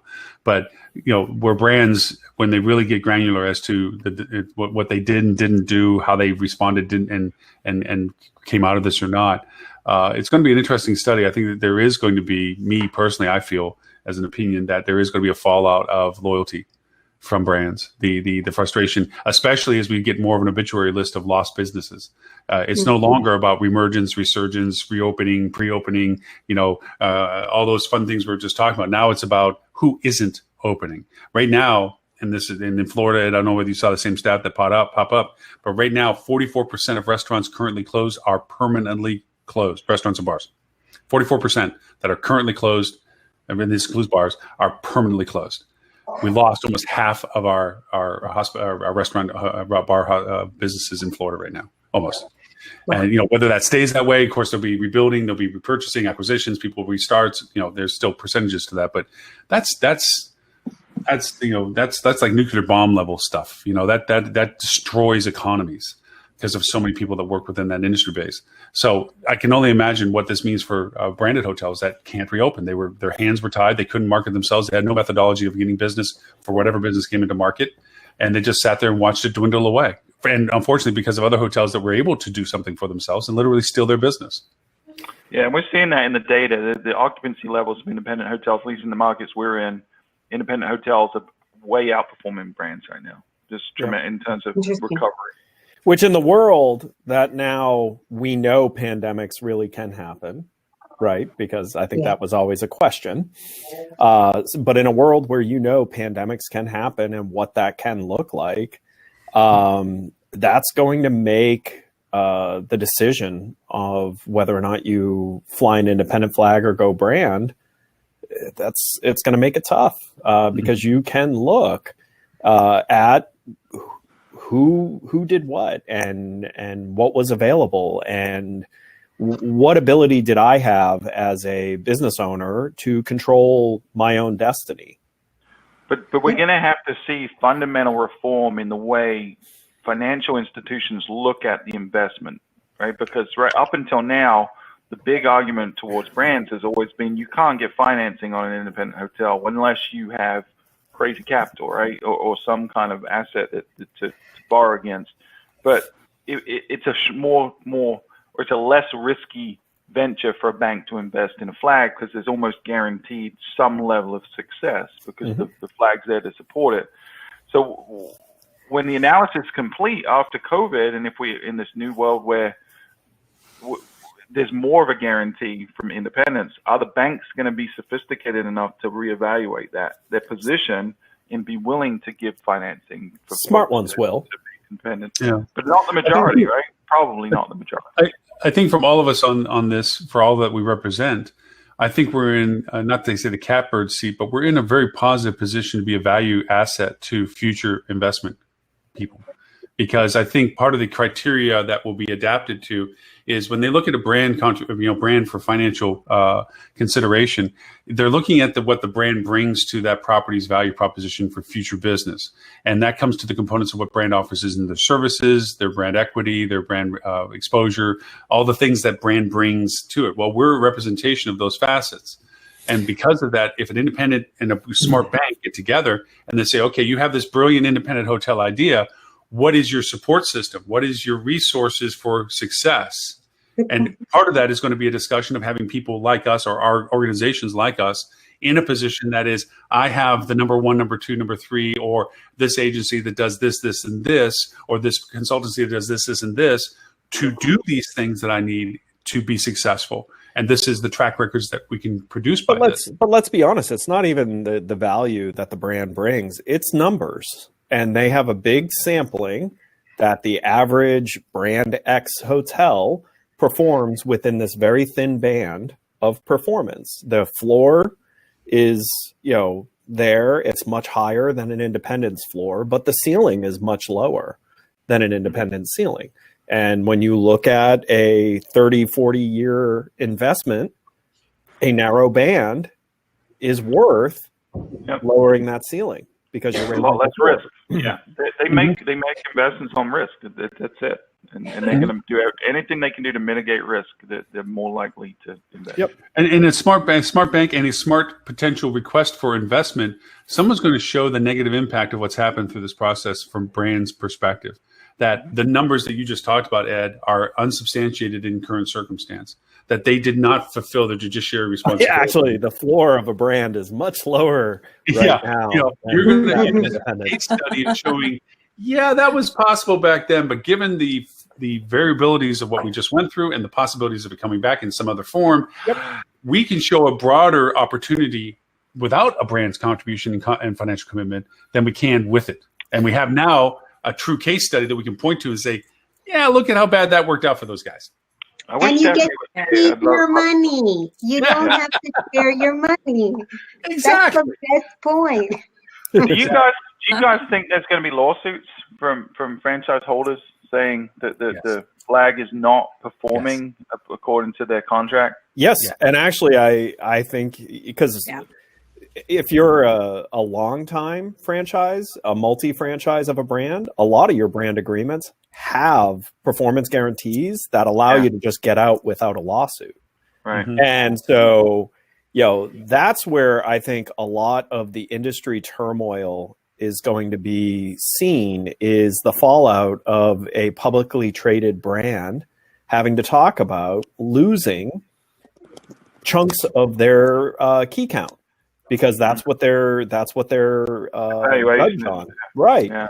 And However, like from the research project that we're engaged in right now, where we've talked anecdotally with about 200 different hoteliers at this stage over the past month and a half, and the branded limited service properties and extended stay properties are only second to kind of higher end luxury full of activities in terms of those that are having the most consistent results, because the expense burden is less.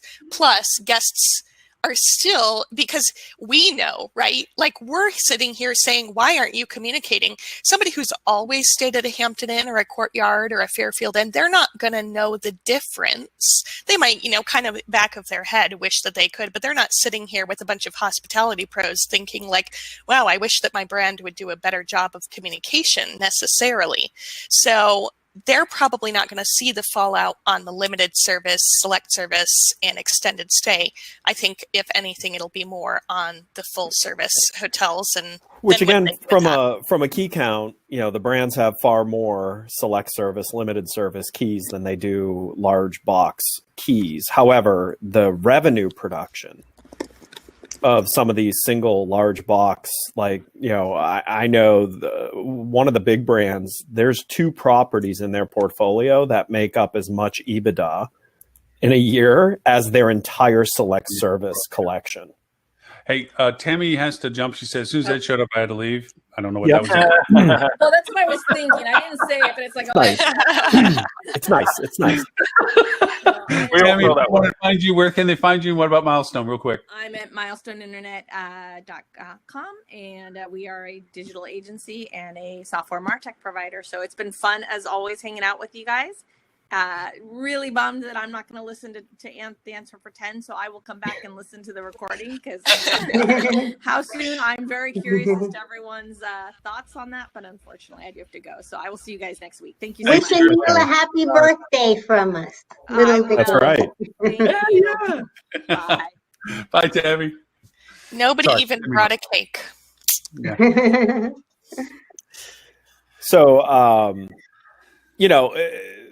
I don't think the select service is where the bloodletting is going to be. The where the brands are going to hurt, and it's going to be Hyatt, Marriott, and Hilton, are these big box properties that are EBITDA drivers, are big money drivers, not opening or permanently closing. I mean, or we're big money drivers. Yeah. You think about what it takes to fill one of these giant hotels like the Hyatt near the Orlando Convention Center. It takes a massive convention to fill that hotel. That's not going to be here for a while. And that hotel is sitting on a substantial amount of debt. So what's going to happen to that hotel ultimately? And what's that going to mean to a Hyatt? Because is it going to stay a Hyatt? Or is that going to, completely change to something else? And then what kind of loss is that for Hyatt in their annual revenue? Think about the Marriott World Center. Think about all the Gaylord properties that they have. These are properties that require massive meetings to be happening to operate at any form of occupancy that would, cover expenses. And it's going to be a long time before that. So what is the cost of having all of your biggest, most profitable properties offline for what could potentially be another year and a half? Mm-hmm. It's going to be interesting. And I think it's going to get real interesting around January's earnings reports, when Hilton, Marriott, have to report earnings and have to talk about, what's the state of some of these big revenue driving properties. And at what point are they already losing the money either way? Whether or not that hotel stays a Marriott, if they stay closed, or if they try to reopen, but they're living on 10% occupancy and no group, it's still going to probably have essentially a similar impact to the brand one way or the other. So it would actually probably be in their best interest to get that off their balance sheet. Well, don't forget, they don't own any of these properties. True. But they make a ton of money in their cut off of these properties. And I guess I don't mean balance sheet as much as I mean scorecard, right? So like if you're in college, right, and you're getting an F in one class but all A's in the other, you might drop that class to bring up your GPA. Yeah, and but I think it's kind of the same idea here. Unlike college, if Marriott decides to walk away from the Marriott World Center in Orlando, they may never get a property like that to fly their flag again, because there's not going to be another one built. Because, oh, by the way, right down the street from the Marriott World Center is the Gaylord and Disney. And, so there's already, so if they lose that due to the property turning over and someone reflagging it, and that gets reflagged as a Hilton, that's a battleground lost. Yeah, you can see them throwing it to Autograph, burying it off of the brand ledger sheet to keep a Lily's analogy going with that. But the other two is I think we're not also including the double whammy impact of, one, the potential loss of keys, guaranteed for certain. Second is the latency development of FF&E rebuilds, because they've suspended all of that. Who knows how long they're going to have to suspend on that based on the economies of scale as to, here you have an ownership group that has hotels. They were allowed temporary pause on their FF&E rebuilds for so forth. And now they're being enforced in a too short period with too low of an income to now be doing the new updates. It's like, no, we don't have enough money flow, cash flow to be doing this. So now all of a sudden you get into the terrible world of what IHG had to go through 10 years ago, which was a whole lot of inventory that isn't up to brand standard out in market, creating a negative impact on brand perception. So, you got a little of that sliding into this conversation too in the next few years. Yeah, it's not going to be easy. It's not going to be easy to be a brand. I really think I think you'll see Marriott break up. I think you'll see them spin off brands and sell them to other companies. I wouldn't be surprised to see Blackstone step back in. Blackstone said Blackstone, I can see them just going gobble. Yeah, I wouldn't be surprised to see Blackstone step in and buy 6 of the brands from Marriott and do what they did with Hilton. Take it private, rebuild it, get it going, take it public, and then exit it, just like they did with Hilton. So I think it's going to be very interesting the next couple of years of what the brand landscape is going to look like, because it's funny, prior to COVID, it looked like brands were taking over. It looked like the scale game was starting to work out, looked like they were, able to just randomly make up new brands so they can stuff more keys into a market without violating their agreements. And all of that seemed to be wind at their back. But now you look at it, and I think there's a high probability that a Marriott ends up coming out of this a much smaller company than they were even before they bought Starwood. In order to survive, in order for the name to, continue to exist. I wouldn't even be surprised, if I was playing chess master, I'd swoop in, buy Wyndham, take them private. I would use Wyndham's infrastructure to then buy a random selection of Hilton and Marriott's brands away from them and put it onto the Wyndham platform. And then I'd take Wyndham public, because Wyndham, of the 3 kind of big companies, is the only one that's always been a franchise system. Their business is built as a brand that is a franchise system, not a brand that at one point owned hotels and, kind of built a pretty big strategy, a pretty big ship that's been going in the same direction, and then sold all their hotels and now goes, we're a franchise company. Well, part of that pain is what I think is happening in Hilton and Marriott is they're asset light, but they never fully changed their business to be franchise businesses. They're still very much stuck in certain areas as what's in our best interest as someone who owns the most valuable assets of this brand and, is a franchise to the ones that aren't. See, okay, I don't disagree with you on that, and I actually think that's obviously it's a very smart combination of what potential could be. I also see there's a fragmentation possibility. I think that Marriott doesn't want to be Atlas anymore and carry the world, or can't. In the current circumstances, in short future tense, I don't think they can be the Atlas that carries the world. And I think that there's going to be a splintering, similar-esque to the EU model, where there's a regionality of dominance, whether it be country-based or regional-based, that there are certain predominant features in certain regions of hotels that exist, so that the Northwest, Northeast, Southwest, Southeast, whatever way segmentations develop, that there is going to be a regionality development, a possible regionality of branding that goes on, and allowance of, going even with the Blackstone model, but going to the sense that the regionality isn't itself its own entity, and that it runs and operates under the context that if you're traveling to the Northwest, this brand X is the brand of that region. So you're thinking Kimpton. Yeah, actually, you know what? Yeah, as you bring it up, it probably is in a similar variation to that, where it's like, look, when you're looking at this is what you're looking at in that market. They got it right in this market, and over down here, they have it right in this market. And they're not the same company, but maybe tied in some capacity, maybe through loyalties or memberships or what have you. There's a value proposition to this, and that Marriott steps up to a higher tier of, we'll coordinate the data, but we're out of the lower tiered branding. Can't get out of the lower tier stuff. I mean, Marriott makes the majority of their value on the lower tier collection. We all think of their marquee hotels when we think of Marriott, but let's face it, there's way more courtyards, there's way more residence inns, there's way more rooms and revenue in those chains than there are in Marriott, like full service. It's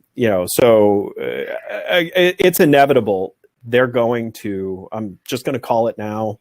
We can come back on this and I'll do an I told you so. I am saying that Marriott will sell half their brands due to this crisis. And I'm willing to bet you it's a Blackstone that does it. And I wouldn't be surprised at all if Blackstone doesn't scoop up a platform company like, do you grab an Accor? Do you grab a Wyndham, who have, the correct setup for a franchise system, which, by the way, a franchise system, you're a franchise. You let your hotels do things to customize their needs to their business. So, Wyndhams all can use many selections of different email vendors. They can all use many selection of different vendors to have their own sites. They're even allowed, certain Wyndhams are allowed to have their own version of Synixis that isn't part of the corporate stack for their own site. So why did they do that? Because that's how you get franchises, and that's how you keep franchises happy without having to get bloated in services that your services are not going to be as good. I'm sorry, you can build a marketing team all you want. Your marketing team isn't going to be as good as hiring a fuel. Because why? Because fuel is specialty and isn't, trying to serve 15,000 different needs. They picked a band of what their focus is, and they kill it. They're great at it, and that's you can't compete with that as a large. When you say fuel, you mean Melissa, not necessarily Stuart, right? Oh yes, I'm sorry. Okay. That wasn't clear. The real fuel. Like the people really who actually do this stuff. Stuart even shows up to the show anymore. Wow. So wait a minute. Why didn't you mention Hyatt or Omni, which are wounded soldiers right now? Well, I actually think the opposite will happen with them. I think they will end up either in a roll up. So I think you'll end up seeing them merge into someone. So where I think a Marriott is going to get broken up, I think you may see, and I mean, honestly, even Hyatt and Omni together as a merger would make sense. They're almost the same focus, the consistency you would get from having basically every really nice convention hotel, because between the two of them, pretty much every major city has a really nice Hyatt or a really nice Omni, and they serve the same customer, right? So I think you'll see, I think you'd see players like that merge. And then I think you'll see the large players that have kind of overextended on brands without changing their core as a business. I think you'll see them broken up. I have somebody persistently knocking on my door. Give me just a second. If you guys, I'm sorry, Melissa, if you want to get back to some of the conversation, I'm going to black out for just a second, see why this person keeps knocking on my door and peeking through my window. My apologies. I'll be right back. We got to make sure that Lily gets to number 10. Yeah, Right. but I do need to stick on number 8 for just another minute longer because there was some really interesting stuff that came out of this question. So first of all, first time, this question has been asked on every survey. This is the first time that we did not have a positive thing about people wanting to hear from hotels. So that number saying people don't want to hear increased from 18 up to 26%, which is not good. And that goes along with that increase of people saying nothing could convince them to travel. The other thing, talking about pricing, those asking for packaging and specials decreased from 53 down to 45%. So again, goes along with the budget concerns dropping in rank as well. So pricing, not nearly as important. That said, going back to our mask people and our non-mask people, those people who prefer to not have masks actually did rank packages and specials as their number one thing, which I thought was really kind of interesting. It's ranked number 4 overall. So it's I'm sensing a tone of selfishness, maybe in a certain percentage of your respondents. Nah, humanity is great. Everyone's wonderful. Everywhere. I mean, if that's anything that this has taught us, is that's true. I will say this from hard data, because that is my job. Looking at the number 1 response of property doing what's right for their guests. I sat in on a client meeting this morning of a company that has a dozen or so independent properties. And both in June and in May, several of their properties saw bookings coming in from natural search people landing on their safety procedure pages. Was it a bajillion dollars in revenue? No, we're talking about 50 to 100 people and a handful of bookings, but nonetheless, super highly qualified. Clearly that's last click. So this was the deciding factor in somebody making a booking, was looking at this page of what the hotel is doing to protect them. Yeah, which falls into like what my suggestion was in the beginning of this, which is invest in communicating that, make it easily found. Just don't beat everyone over the head with it, because it will turn off some people. So instead, make it very easy to find for the people who care about it. And for the people who care about it, it will move the needle quite a bit. All right. I guess we'll move on to number 10, because it seems to be a hot topic. How soon will you be willing to make the following trips? And we've asked this again on, I think, every version of the survey, looking at distance from home. And the 2-hour drive, still hot, as certainly compared to everything else. Flying, still nobody's doing, but everything within 0 to 3 months has gone down since the last survey, and everything basically 6 months to more than a year has increased. But what's really interesting to me about this is that people are less willing to stay less than 2 hours from home. So I think that it's kind of that, and I totally get this, because I feel the same way about staycations once in a while. I don't really feel like I've gotten away. I don't really feel like I get that mental break.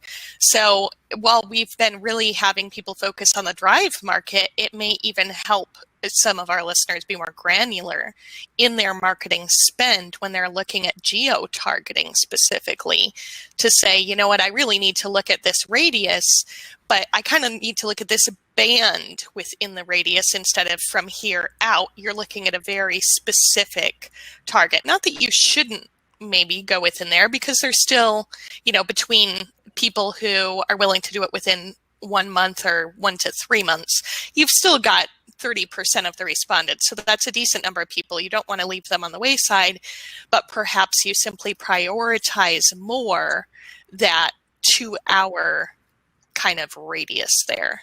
Well, and I wonder how much of this also decreased because of how much travel has happened since you first started doing this.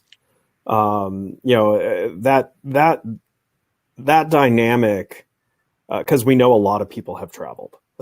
So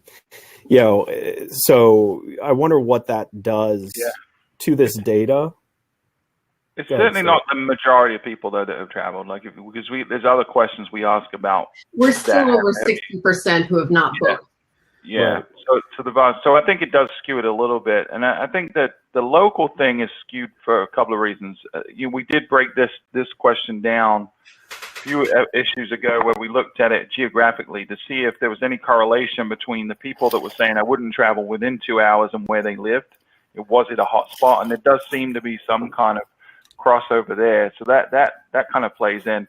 But I think what Lily's touching on is important, because if people are traveling 2 hours, they're probably going to stay maybe an extra day or two than someone that's just traveling 30 minutes, right? So that might be a one-night stay. So right now, when we're trying to maximize occupancy, trying to look for people that are not just going to stay at my hotel, but are going to be valuable to staying at my hotel is critical. So that 2 hours to 4 hour band that you're talking about is really the prime people to be targeting.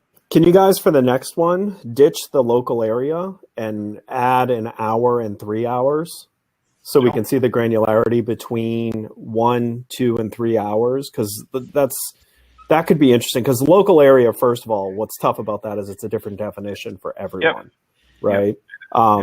But if you remove that and did 1 hour, 2 hour, and 3 hours, you could get some granularity on if there's any difference by those circles of radius. Because heck, for me, pre-COVID, 1 hour would be traveling to International Drive, which is only, 17 miles.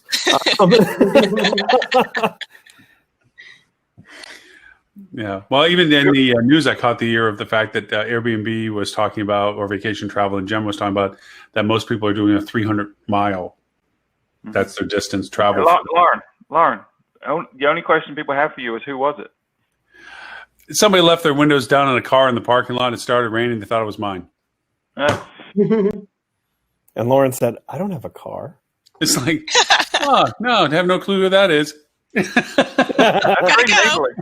That was very neighborly. That was very nice. That was very neighborly. Yeah, it wasn't my car, but it was the next door neighbor. So I knocked on their door and told them that their car was getting wet, and they ran out. So yeah, that was nice of them, though. It was a different version of a Florida man. What is rain anyway? Just curious. I keep hearing about this rain thing, and I'm just wondering what that means. We're getting back to our Florida pattern of late afternoon for us, which is nice because we were running a little bone dry for a while, but we're back to the 3 o'clock or now 1 o'clock rain cycle. So we're a month into monsoon season and not a drop to be had.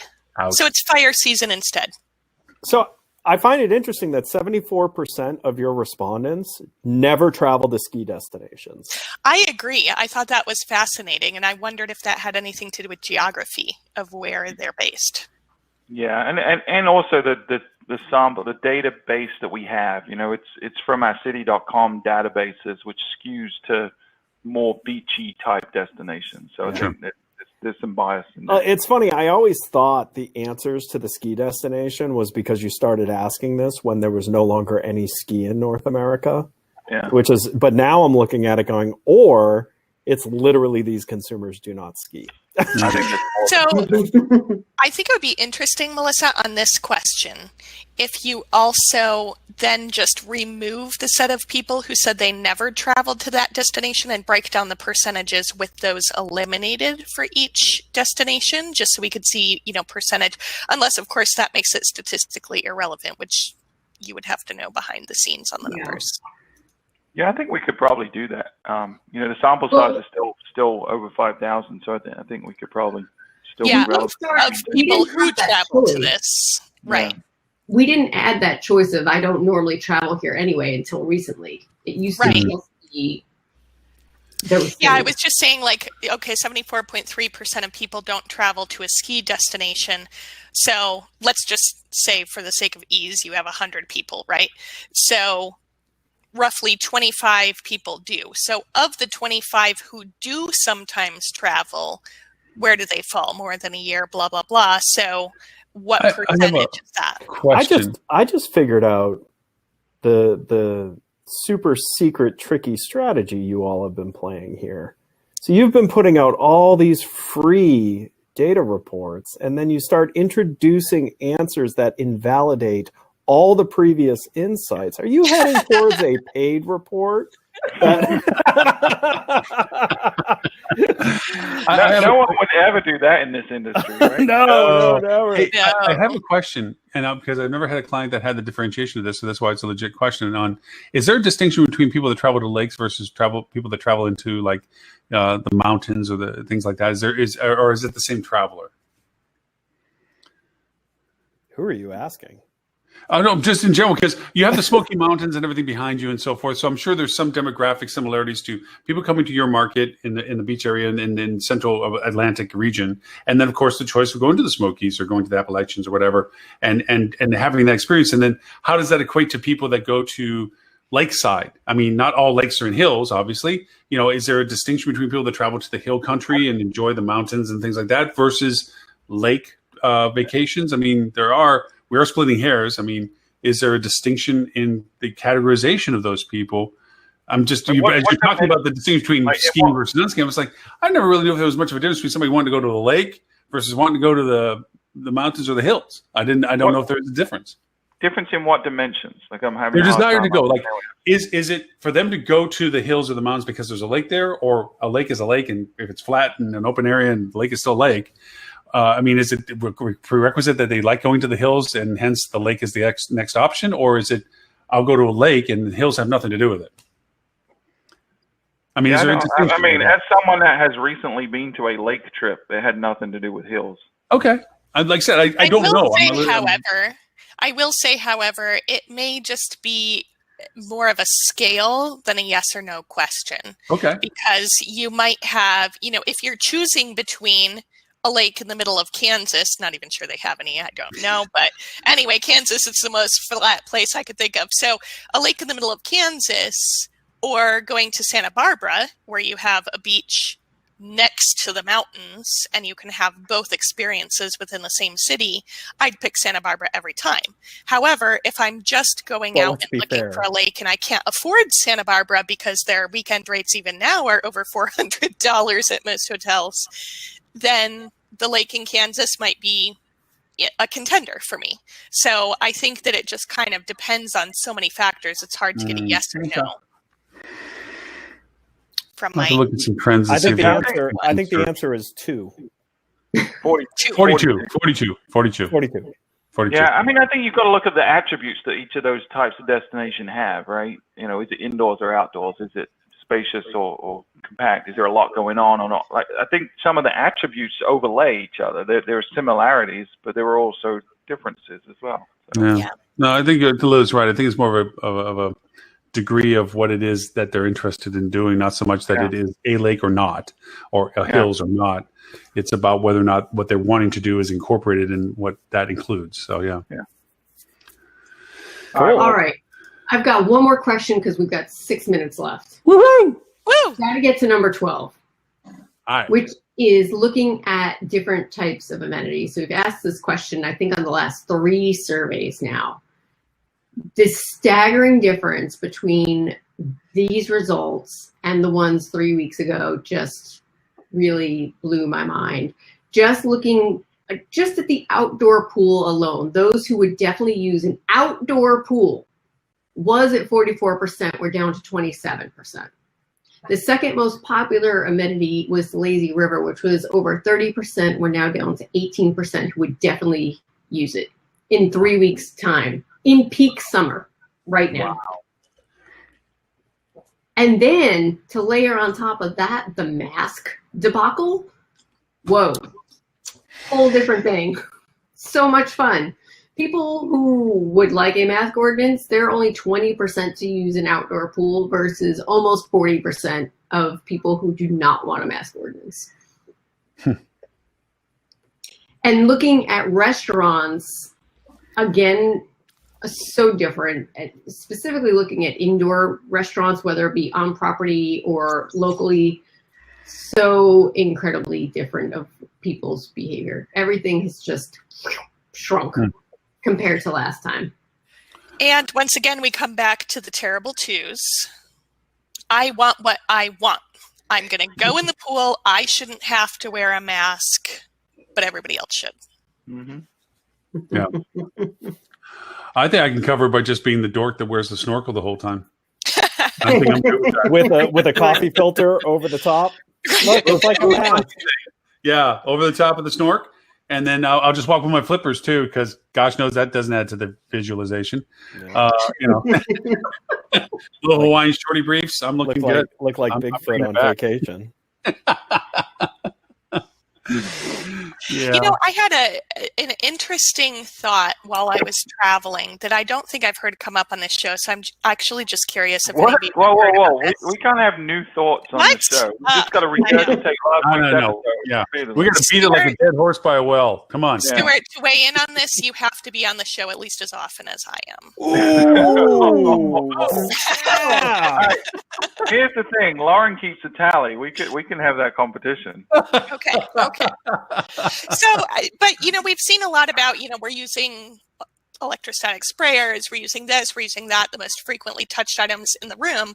But it wasn't till I was in a hotel room, right, where I had to actually use things that I thought, what about the coffees, or I don't use the body lotion, things like that. These little items, these amenities, are they just being left in the room for the next guest? Because what I haven't seen is somebody saying, hey, when you check out, we'll remove all of the usable items from your room and we might reuse them, but we'll take them out and put them somewhere else for like 3 days to ensure they're not contaminated and then reintroduce them. I haven't seen anything like that. And I think that that would be very some of my hotels actually have turned it into a way to make it feel special.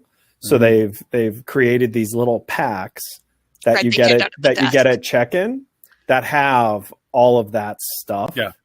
I think that's a smart way to do Hotel it. that just opened up in Anna Maria Sound, that is a part of your welcome pack for the Keurig machines in the rooms, is your coffee pods, your stirs, the swizzles, and all that other kind of stuff. And as sad as it sounds, the safety of it is what is unused gets tossed. Right. It's a sad thing, because I'd love to think it would be something that could be used, but right now, to ensure that the question doesn't come up, what am I touching? They're just cleaning that out, and all the soaps, and it is sad because we are losing our recycle capabilities right now. Well, and I heard if you go to a Four Seasons, they throw out everything in the room: mattress, remotes, televisions, What the hell? every room Of turn. course They strip it for it anyway fully when you walk down. to the door. Why not? They just Bring it with you. burn Bring it with down you. to the Take a picture off the wall. It's yours. And then Yeah. they redo it. No, I just thought that was really interesting, and probably for maybe those that are independent and have more control over what they're communicating, I think it's a smart move to do something like what Stuart was saying, where it's a pack at the front desk, commit to removing everything, whatever the case may Did be. Stuart just get credit for what I said? got credit for your thing. Dang, that always happens. No one listens to I you. was looking at Ed and Wow. said Stuart. I don't know where that came from. Anyway, Take credit. It's such a pity because so many hotels have invested so much into going eco-friendly with the large shareable items. It is such a pity that is just tossed out the window. It's on the shelf. That's on the shelf. Yeah. We talked on our podcast last week's episode about how environmental concerns have just fallen out of the Styrofoam containers, just not a priority anymore. Yeah. Really sad. Just whatever it takes to get it. Yeah. Why Helen- save the world if we're all going to die? Elena went on on point that out, she says, happy note. I think people are canceling their beach vacations if they have to wear a mask on the beach. I think to refine that statement a little bit more is, and being firsthand down here in Southwest Florida, masks are being requested if you can't keep distancing. Right. And that's been an issue because, unfortunately, with everything being in crisis mode on the East Coast. Everybody's been migrating to the West Coast. So even in best efforts of trying to regulate how many people, they even shut down the beach. I think I mentioned this on a previous show. You get to go in the morning and then they kick you off and then you go back. Well, all they're doing is you're pushing everybody at the pools at the hotels. Good job. Yeah. You know, and so, you know, it's also just that fact that they can't keep distancing, so you're wearing a mask. But that's makes some I think most mask mandates have that built into them, that if you cannot socially distance, a mask is required. So really, I mean, if you think about that, because I wouldn't want to wear a mask all day out on a hot beach. Right. So I don't think any of the beaches have a requirement that you have to wear a mask while on the beach. You just have to wear a mask when you're in situations where you can't be distant. Right. Now, that being said, I do not know how people are going to Disney and Universal right now, because you have to wear a mask the whole time you're in the park. Yeah. And it has been unruly hot here for like the last 2 weeks, to where, you know, I pop my mask on when I'm in my truck to then walk out to go somewhere where I have to wear a mask. And that little walk in the parking lot, I couldn't imagine being in a theme park all day with a mask on. I can't believe how whiny the human race has become about masks. Is it inconvenient? Sure. Like, would I prefer not to? Sure, but it's not as bad as everyone's saying. For real people, everyone needs to just chill a little bit. I got to say, you know, there's some great examples of this. I think when people tout about this, it's like, why do you wear clothes? Right. I mean, I would much prefer not to wear pants when I go out in public. It would be hey, what do we do on the show right now? I mean, hey, this all looks good, but don't stand up. One of my favorite comparisons is my wife showed me this on Facebook. Men are not going to understand this, but I think the women will appreciate it. Is taking your mask off at the end of the day is like taking your bra off at the end of the day. It's like that thing. You don't wear the bra for yourself. You wear it for other people, is what she said. So it's like that same relief you get. But you learn new behaviors. You learn to tolerate whatever it is. You know, and is it inconvenient? Would I prefer not to wear a mask? Probably, but it's actually, I got to be honest with you. I prefer to wear a mask, because then I'm not sitting there thinking about how gross the people around me are, because they're wearing masks and I'm wearing masks. I actually prefer that dynamic. I just wouldn't go to a theme park and in a temperature that feels like 105 degrees. Sure. Now, to be fair, I probably wouldn't go to the theme park anyways this time of year. But I definitely wouldn't. Wearing a shirt is making you hot, right? Right. Yeah. Right.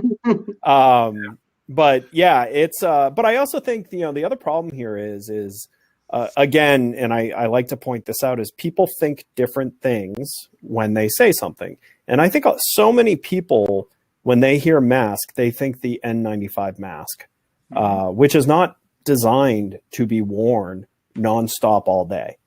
You will deprive yourself of oxygen if you do that. It's meant to be worn in spurts with breaks in between, because it's a serious mask.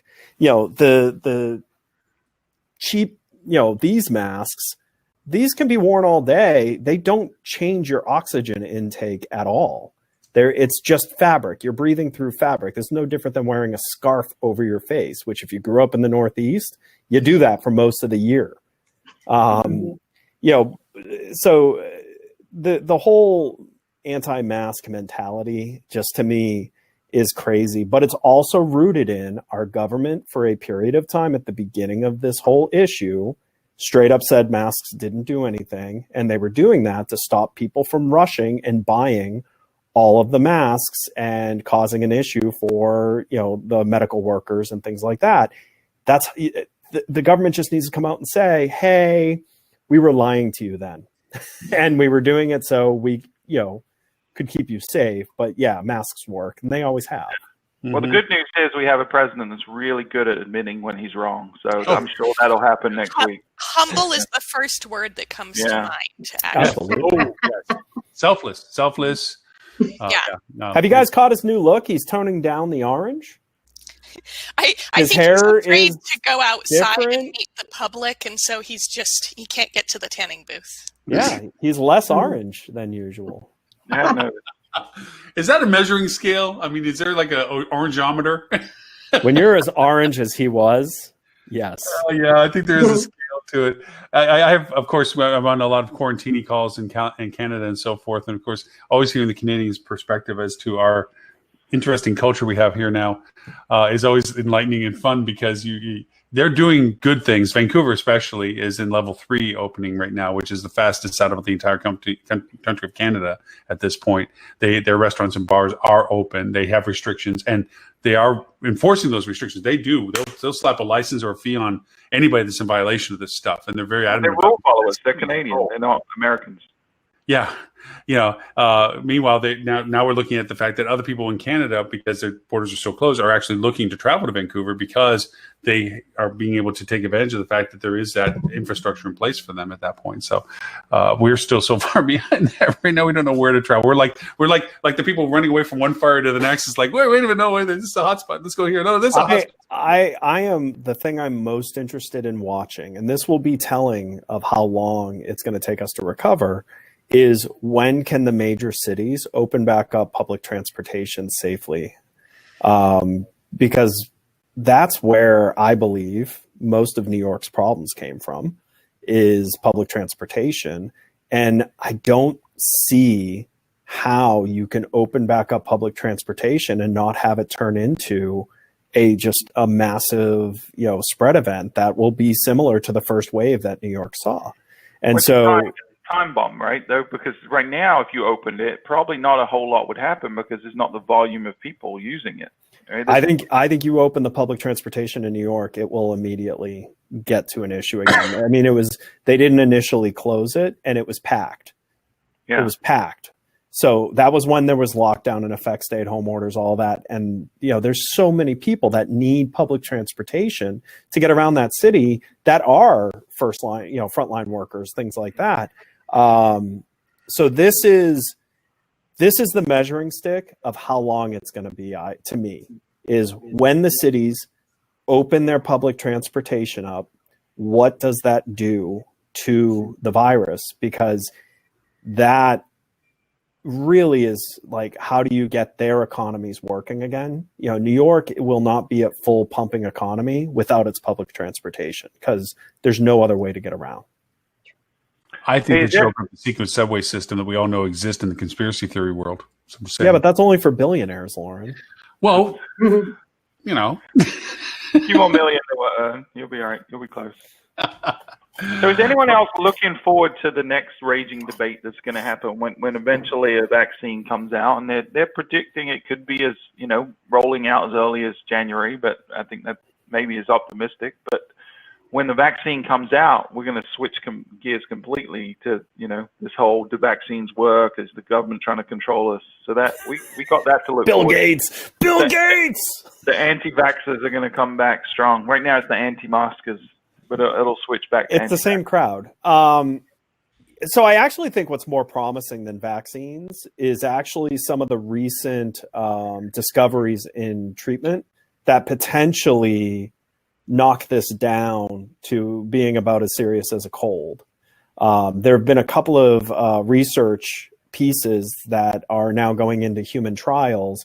One of them out of Israeli scientists were discovered through the way that the coronavirus acts, that what's actually causing the respiratory failure, the kidney failure, the liver failure is actually the way the coronavirus is affecting our body's ability to process lipids. And so it's causing lipids to build up in the lungs and in any of the fatty organs. And that's actually what's causing the problem. And so they, through their research, figured out that using a cholesterol medication like Tricor, which is one of the most popular, easily available, super cheap drugs, it would actually jumpstart the processing, get all the buildup out, and you would just be down to not feeling well. Like you wouldn't have what's been causing the spiraling in the cases. And here I've been drinking things that Trump was right. Dang it. So there's that, and then there's another inhibitor that again is using an old drug, an off-the-shelf drug that claims it kills the ability for the virus to reproduce.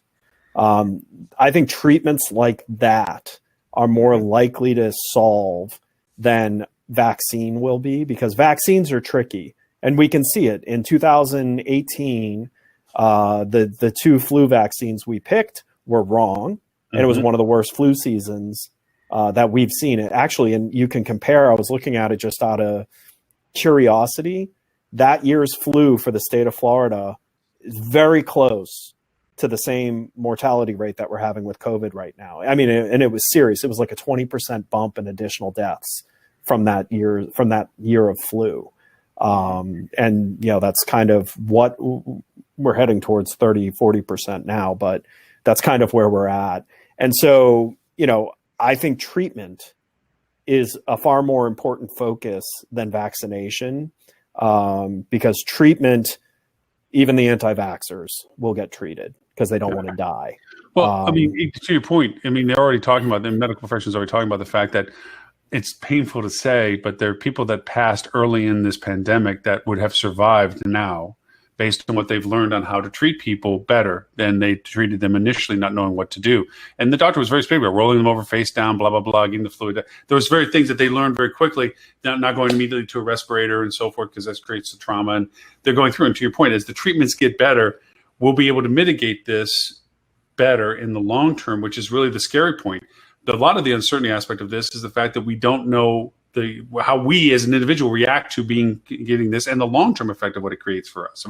That's now a new question that's coming up, is what's the long-term impact of this? People are talking about weeks afterwards of getting it, fatigue and, so forth and so on. What's the long-term of this? So to your point, Ed, the treatment capability of what are those symptomatic creators? What do you do about those things, the lipids or whatever? How do those things get done more effectively? Because you said with the vaccine, you're always going to have the pros, the cons. Does it work? Doesn't it work? But like with the flu, which has been around for a long period of time, we've learned better ways to treat it. Long ago, people would pass away for not being treated. Right now, we know we put them into a coma. Boom. All right, let's go over and freak them out and let the whatever the swelling stuff pass without them being conscious. One of the other problems, and I more wanted to bring it up because it just made me chuckle, was Orange County, Florida. Health officials were talking about the cases, the deaths that have happened. And we've had 2 people in their 20s die. So the reporters were asking, well, did they have known pre-existing conditions? What's the deal? Sorry. And the guy answers, well, one of them did. The other one died of a motorcycle accident. Okay. Bad number, that one. He had COVID, though. And that goes into where did these numbers come from kind of thing, because we have the issue down here where there was getting 100% positive testing. And that's everywhere in Florida. Orlando Health's lab, which is one of the bigger testing labs, was 98% positive rate. It was supposed to be 9.8%. So we had a friend here locally that went to go get tested. Some of his family got tested, but he ended up not because the lines were too long. And then got a letter the next week saying he was positive. Didn't have the test. Wow. And this is why we need a third political party. I want a political party that agrees that the government does things poorly, because that's exactly what we're talking about. Kanye West. But wants people to be able to be successful. All people. Can we get that? Is that Kanye? Well, no, because Kanye doesn't want Taylor Swift to do well. We've seen that. He does now. He's apologized for that. He just, he did it out of love for Beyonce. That's okay. right. We are at 2 hours and 15 minutes of happy conversation. And boy, did we go down the old pandemic rabbit hole in that one. Well, we did get through 12 of the questions. We did. I think that's a record. Well, you were doing well, and then I came on, and that was right. That was the end. My under 7 got totally blown out of the water. Despite my best efforts to hold Melissa back, it didn't work. Lily kept interjecting with, let's listen to Melissa. Even Ben, I have to give Ben some credit this week. Yeah, he kind of he quoted Lily a couple of times. Like, a little bit there. Yeah, by the way, Ben is a great follow on LinkedIn. Yes. Yeah, he's been doing some good stuff. Yeah. He is a really good follow on LinkedIn. Tris too, yeah. Yep. It's kind of like watching somebody emerge into the market. I mean, they're going 100 miles an hour on stuff. It's a pleasure to see them do that. So it's good stuff on that. It's fun. I've known them for a while, and they've always been a little bit shackled, right? A Travel Tripper and a Pegasus, they always had some kind of corporate hanging over them, right? And seeing what they're doing, creating with just the two of them is entertaining for sure. Yeah, And they'll do a yeah. great job. Yeah. Yeah. And then Stuart, while I get the chance to thank you for both for Lily and I for being able to speak to the Myrtle Chamber and CVB. Yeah, I caught the end of it. Yes, I caught the last 20 minutes or so yesterday. You guys did a good Oh, job. you caught Lauren's list of tools then. I did. Fire hose list of tools. I think that was the 20 minutes. Shotgun fire hose of 27 Yeah. things you should use right now. Yeah.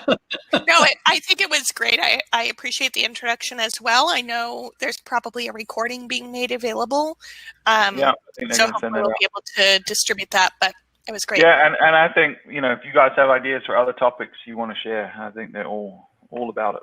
So. Well, along those lines, although it's not specifically for Visit Myrtle Beach, please do check out our AHOA webinar coming up on July 22nd. I put a link to register over here in the comments. But basically, we are talking about the getting back to business for those markets that are looking for some strategies to drive additional business. And it's a pretty star cast, besides me.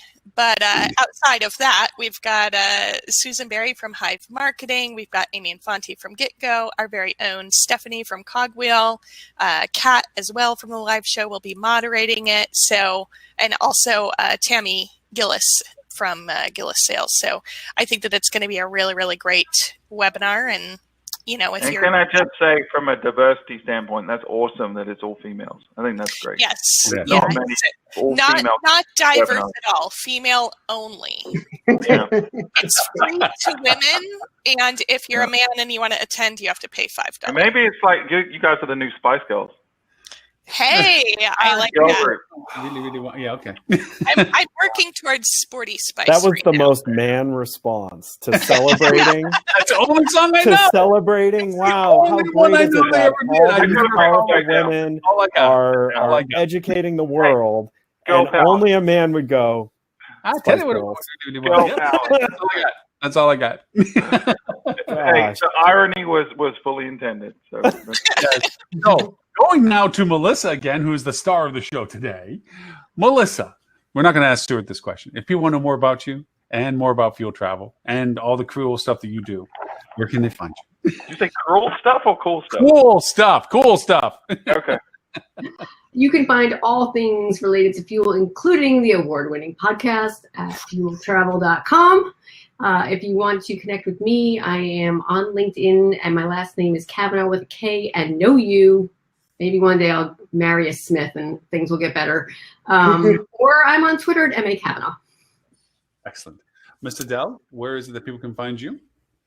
It's official. Next month, I'm launching my own new company, Aspire Reputation, and I look forward to helping hoteliers around the world get fantastic reviews and become top of their market on TripAdvisor and on other review sites.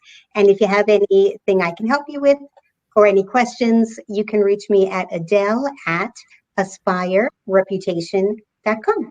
Awesome. Miss Lily, where is it people can find you and what do you do?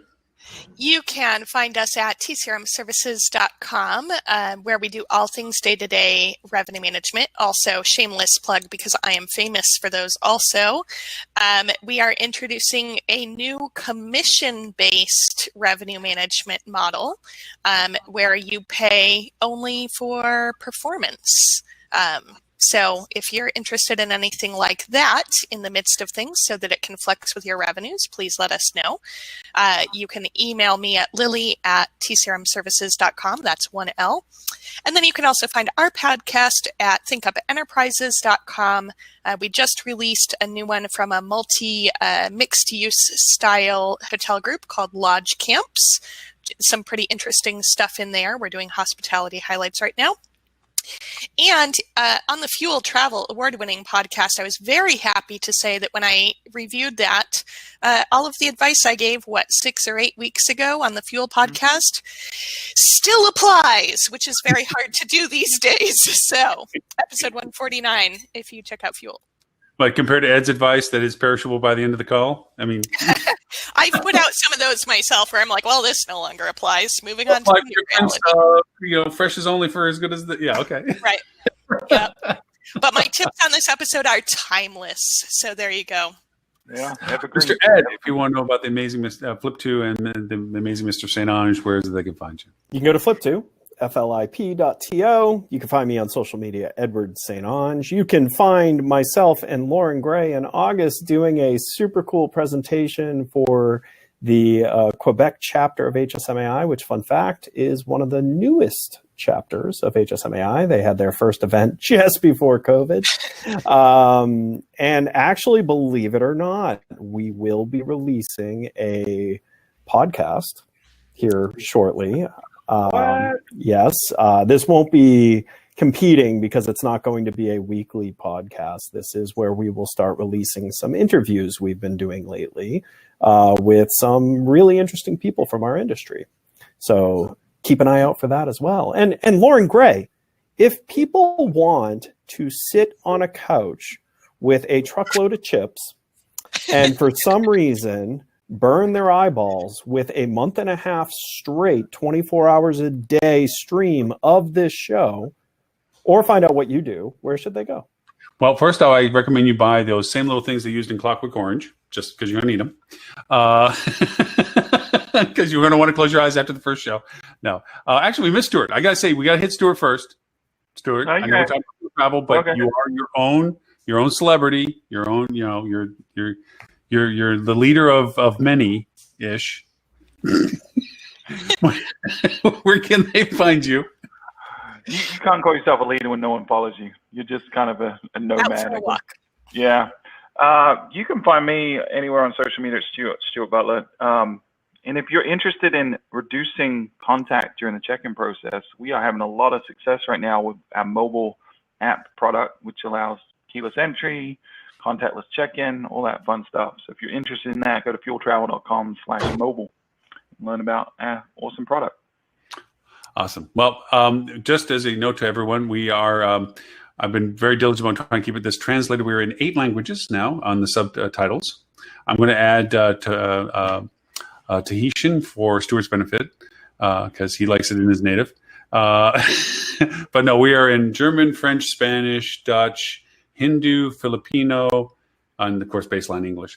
In the subtitles, and also we did our first Spanish rendition of the podcast, where there's a female version in Spanish. So we have that.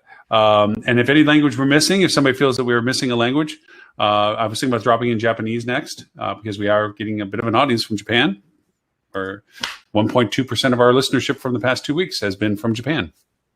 Wow. So I was thinking about throwing in some Japanese in there. But anyway, you can find this and all previous 257 episodes of This Week in Hospitality Marketing at hospitalitydigitalmarketing.com/live. I will be putting out Lily's newest podcast here today, and I'll be putting out my newest podcast, which is the marketing version of her revenue one, so I get to disagree with everything she says. And we also have a sales one. We have to make sure that Holly gets thrown in this too. She does a sales podcast as well. She's on a bi-weekly though. So if you want to look for hospitality sales podcast, that's Holly's.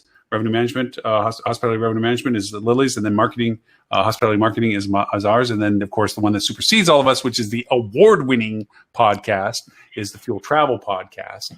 Which, until we all get our little pedigrees, we got to sit underneath. But, we'll look up to you for a while. So with that in mind, thank you. Show number 259 next week. Hopefully, we'll be able to get our food and beverage guy on. He's had, as we mentioned, some time constraint issues with family, unfortunately, medical issues and so forth. So hopefully, we'll try to get him on for next week. Melissa, as always, we love that when you can come on and upstage Stuart, which, easy to do, but always fun to have. I just need to retire at this point. I know, that's what I'm saying. Like, he's going to stop coming to the show if we keep giving him such a hard time. Oh, no. Stuart's loyal and faithful and kind. And besides, he's eye candy for us. If we didn't have Stuart, I do want you to tally out since the beginning of the year. I want you to okay. I'll pull up. Give us the ranking. I think Lily might be number one, but I think I'm close with her. I'm not sure. Yeah, we'll see. I'll do a little attendance card for the start of the year to who's been there the whole time. I gotta say, Ed's probably going to be most of us. He's been popping in pretty regularly, But anyway, he shows up late, fashionably late. He's in here for 5 minutes. True. That's true. He has been fashionably late a few times now, and then Robert has been MIA, unfortunately, for all of his work. So it's a shame. Yeah. Yeah. You know, Well, I only have about 4 recurring appointments on my calendar that I won't let anything interfere with, and this is one of them. With where. All right. With that, till next Friday, show time 2:59, 11:30 Eastern U.S. A replay of this will be done on Australian time, Wednesday at 11:30, Sydney to be exact, time zone, and also at 11 o'clock a.m. Wednesday morning London time will be a replay of this show. And then we'll be also rebroadcasting this on LinkedIn, which we're still having technical difficulties with, on Monday at 2 p.m. We'll do a replay of the same show out again on LinkedIn as well. So with that in mind, thank you, everyone. Thank you, Melissa, again for your time, and Stuart, of course, Hanley, and everyone else that had to bow out a little earlier. We had 2.5 hours today. All right. We'll talk to everyone next week. Thank you. See you guys. Bye. Bye.